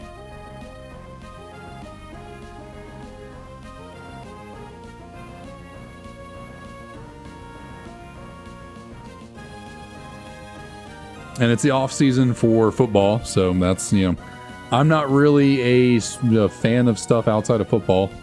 I keep up with the NBA playoffs. I don't really watch them, you know. I am kind of rooting for the Minnesota Timberwolves because of Anthony Edwards. We went to UGA, but you know, they played the Warriors, and I've always kind of been a Steph fan and, you know, kind of cheered for the Warriors. But did I catch a single one of their games from their series? No, no, I did not. Because to be honest, I don't really care about don't really care about basketball. I like it more than baseball, which I guess I did go to a baseball game recently. That was the weekend after I got back from the cruise. My best friend gonna be my best man at the wedding. One of my other groomsmen. They one of them lives up in Atlanta, and they wanted to go to an Atlanta Braves game. On top of that weekend was a lot. Going to the Braves game, and they were playing the Dodgers, so of course the Dodgers are like big ticket item because Shohei Ohtani, and I think they're reigning World Series champs. So, and speaking of raining, it rained for like 3 hours. The game was delayed, and we didn't start till like 10:30. So the game, we left before it was even over. We left in like the 7th inning, and it was already freaking 1 a.m. and didn't end up going to bed until like 3 because let's see. So the game was on Saturday. I went with my other groomsmen to a card show locally and bought a couple Pokemon cards. Don't have them on the desk anymore, unfortunately. I did a whole lot of organizing of all my Pokemon cards recently, and so I have stuff put away in my little tub of cards behind me. I do have some stuff sitting right here, but I don't think I bought any of these recently that are in the stack next to me. Actually, I guess that's technically not true. I think there's a couple in that stack that, or at least one card in that stack I did buy recently. But yeah, so we went to a local card show Saturday morning. I bought a couple cards, nothing crazy. Most of the money I spent was on opening packs for Journey Together. Opening packs is never worth it, but I did it nonetheless.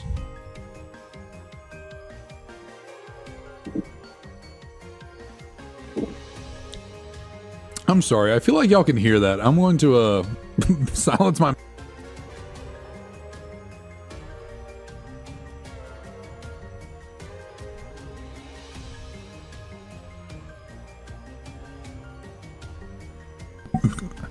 I was taking pretty big sips right there. I think y'all could hear that. It was probably a little... But yeah, opened some Journey Together packs. Did not pull a single thing, because when do I ever pull anything anymore? Never get any pulls. And then bought a couple cards. Actually, is there... I can't remember. Or did I put those in another stack of stuff? Or are some of these over here? Big ol' stack of top loaders right here. Did I buy any of these recently? Any of these that one weekend? I guess I bought this recently, not during that weekend. Also, I guess I'm not really shiny hunting right now, but that's all right. We'll try and multitask. I bought this shining Lugia. So there, there's a shiny on screen right now. There's Lugia. A little small, you can't see it, but it's just a promo card. Did buy that recently from my local card shop. Oh, that was a cool little pickup. I'll try and get a little closer to the camera there. Pretty nice card. Looks really nice. Lugia is a good shiny, so fun little pickup there. But did I get any of these at that card show? Any of you? No. No, I did not.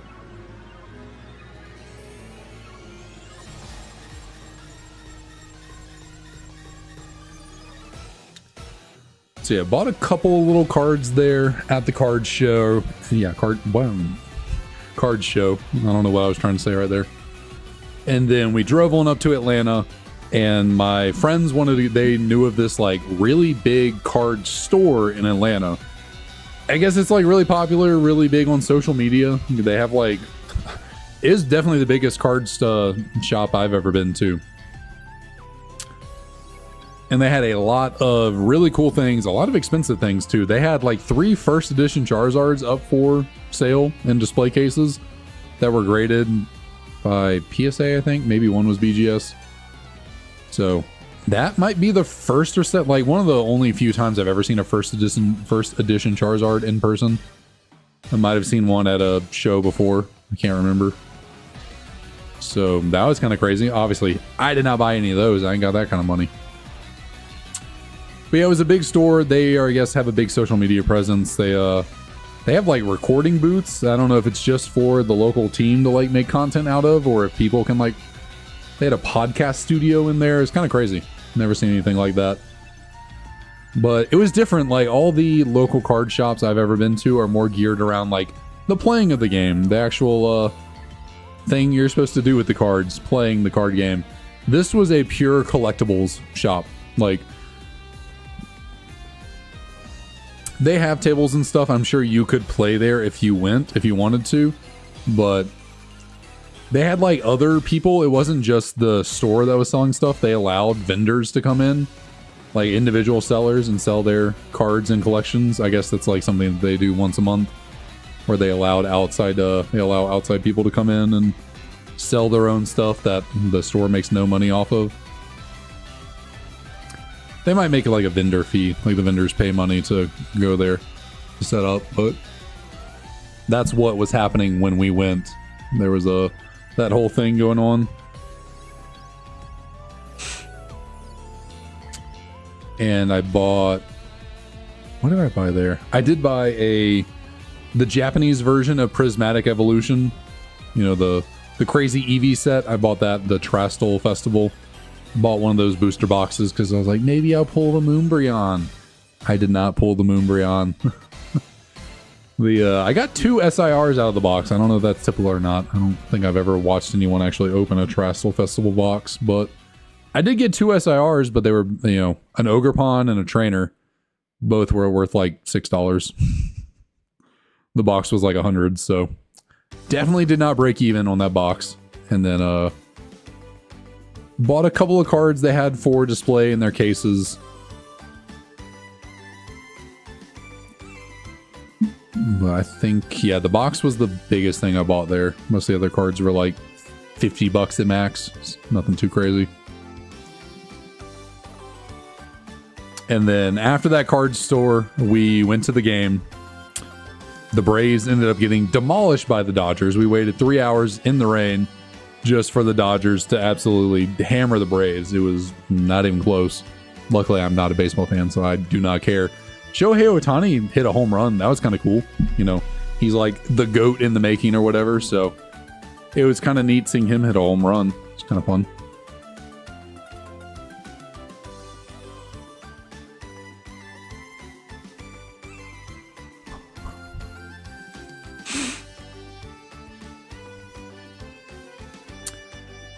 And then, yeah, we called it a night at the game around 1 a.m. because I think the Braves were down like 10-2 or something like that. It was pretty bad. And then when we got home, I had already opened my Terastal Festival box because I can never wait to open Pokemon cards. I got to open them like immediately as soon as I get them.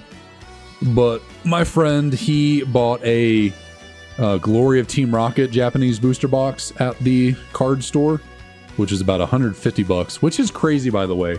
Because retail in Japan, those boxes go for about $40 US. It's like about $40 US in Japan for retail, but they're like 50 here. Kind of crazy. So he waited to open that when we got back to my friend's house in Atlanta, and he did fairly well. He didn't pull like the SIR Mewtwo or anything. Didn't make his money back on the box, but he did pull the gold Mewtwo Giovanni. So still a very cool card. A lot more valuable than either of the cards I pulled from my box, but still like a roughly $100 loss on his part. But got a cool card out of it. So it's not always about the money and breaking even. Sometimes it's just about having fun pulling cool cards. And then we weren't done though. We were not done with the card shopping. No, we were not, because the next day on Sunday, early morning, we went to another card show in Atlanta. Now, this one was mostly sports cards. I don't collect sports cards. That's not my thing. I know nothing about them. Obviously, I know the players, but I don't know what's like a high rarity, a valuable card, or anything like that. But my friends, they do collect sports cards more avidly, so they know more about it. So they were having fun looking around at sports cards. There were 2 Pokemon vendors there, and I ended up buying a good number of cards from one of the vendors. Now, they were all really small cards. Like, probably the most expensive card in there was like $10 at max. But they were like Ruby, Sapphire, Emerald, and Diamond, Pearl era holo cards. And yeah, I think that era of holo cards look really freaking good. I love the way they look. And they actually didn't have them on display. They had a bunch of their like high value stuff on display in front of them. And I was just talking to them. They weren't very busy at all. Basically, everyone in there was there for sports. And so there was like no one looking at their cards.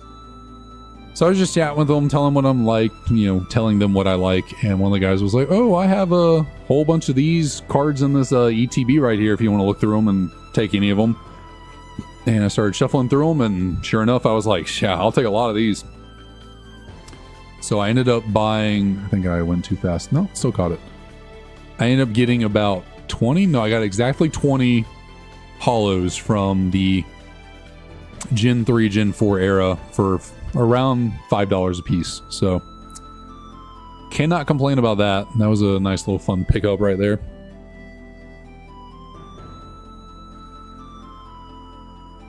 And that was the most money I think I've spent on Pokemon cards in like a single weekend in a while. I've been pretty frugal on my Pokemon card. That's the right word, right? Frugal?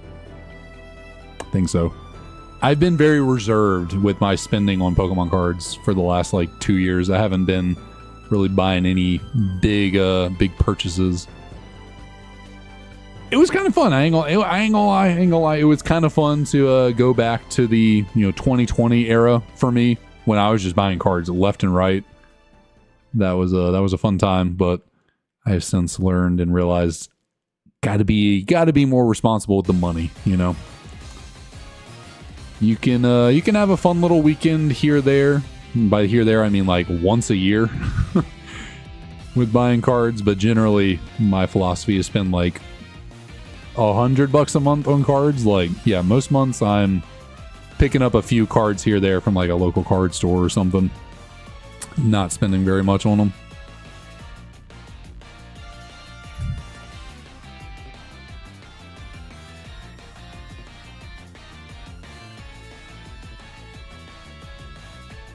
I guess outside of that weekend, nothing really has been happening for me.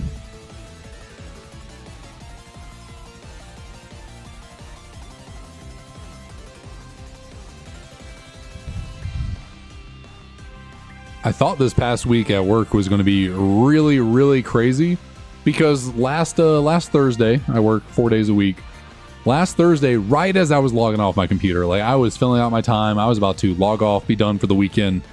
My manager messages me on Teams and says, "Hey, make sure to get plenty of rest this weekend. It's going to be a busy week next week." And I was just like, "Oh God, he's never told me that before." And we were working on a pretty big project that was very hectic. So I was like, "Dear Lord, what am I going to be doing next week?" Come to this week, I don't know what he was on about, because there was not much. Like, I actually had to leave my house. I work from home. I actually had to leave my house and go out to the work site to walk something down and look at it. But, I mean, it was like 5 hours of my day, which 2 of those hours were driving, kind of just out doing stuff. So, really wasn't that bad. And then the rest of the week, I was just working on updating this document. Really no stress to it. And I don't know what he was. I don't know why he was telling me I needed to get rest last weekend for this week. I don't know if things didn't pan out the way he thought, and Maybe this coming week will be the busy one. I'm not really sure, but last Thursday I was kind of like, yo, why? It kind of, I ain't gonna lie, it kind of ruined my weekend. I think the entire weekend I was thinking about that. Like, damn, how busy am I gonna be on Monday? Like that was, I did not enjoy getting that message right as I was logging off for the weekend.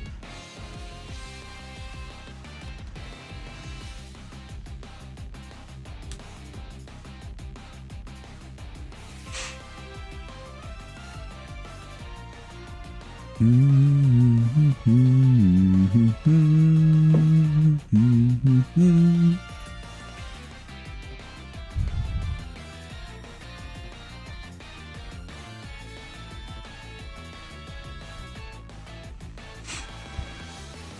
I go too fast there? Okay, I went too fast there. Didn't pick those up.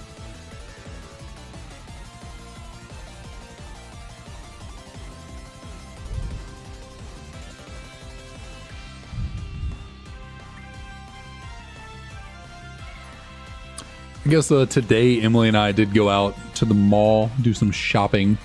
Emily mainly just had to return some stuff here there, but I normally don't buy clothes for myself in much any capacity, but I saw this shirt today for My Hero Academia with Deku. If I can get my microphone out of the way in a good spot.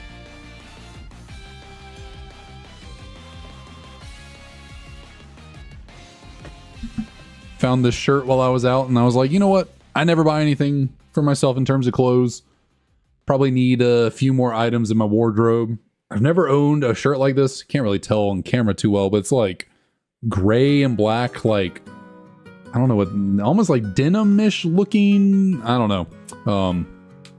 Never owned a shirt like this. I know my sister likes this kind of style. I know she sent me some shirts like this here there that have this kind of like pattern to them. Yeah, I thought it was neat. I don't really buy anime clothes anymore either. I can't remember the last time I went out and bought a My Hero or anything like that shirt.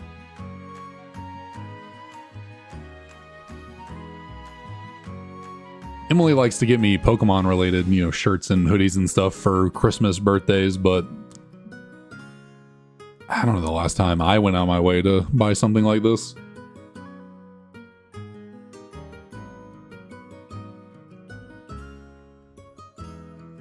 It was definitely long enough ago that whatever it was that I bought for myself, it doesn't fit anymore. Unfortunately, I have gained a tiny bit of weight over the years, so back in 2020, or no, shoot, that was so long ago, 2019, I was buying more clothes for myself because I just started working, you know, in 2019, so I had more spending money. I was living at home still with my parents working, so I felt like I was on top of the world with all the money, so I was buying myself clothes and stuff for the wardrobe, and that was when I really started getting into anime, so that was probably the last time I bought anything like this. And yeah, I am certainly not a large anymore. Shoot, back then, I could probably fit into some mediums if they were long enough. I am nowhere near that small anymore. I am easily an XL, if not a double XL in things, which I really need to and want to lose weight before the wedding. It is coming up quick though, and I am not doing as much work as I should be to make it happen. But I love to do things at the last second, so I'll somehow figure out how to make it work last minute. That's not really how weight loss works, but I will keep optimistic.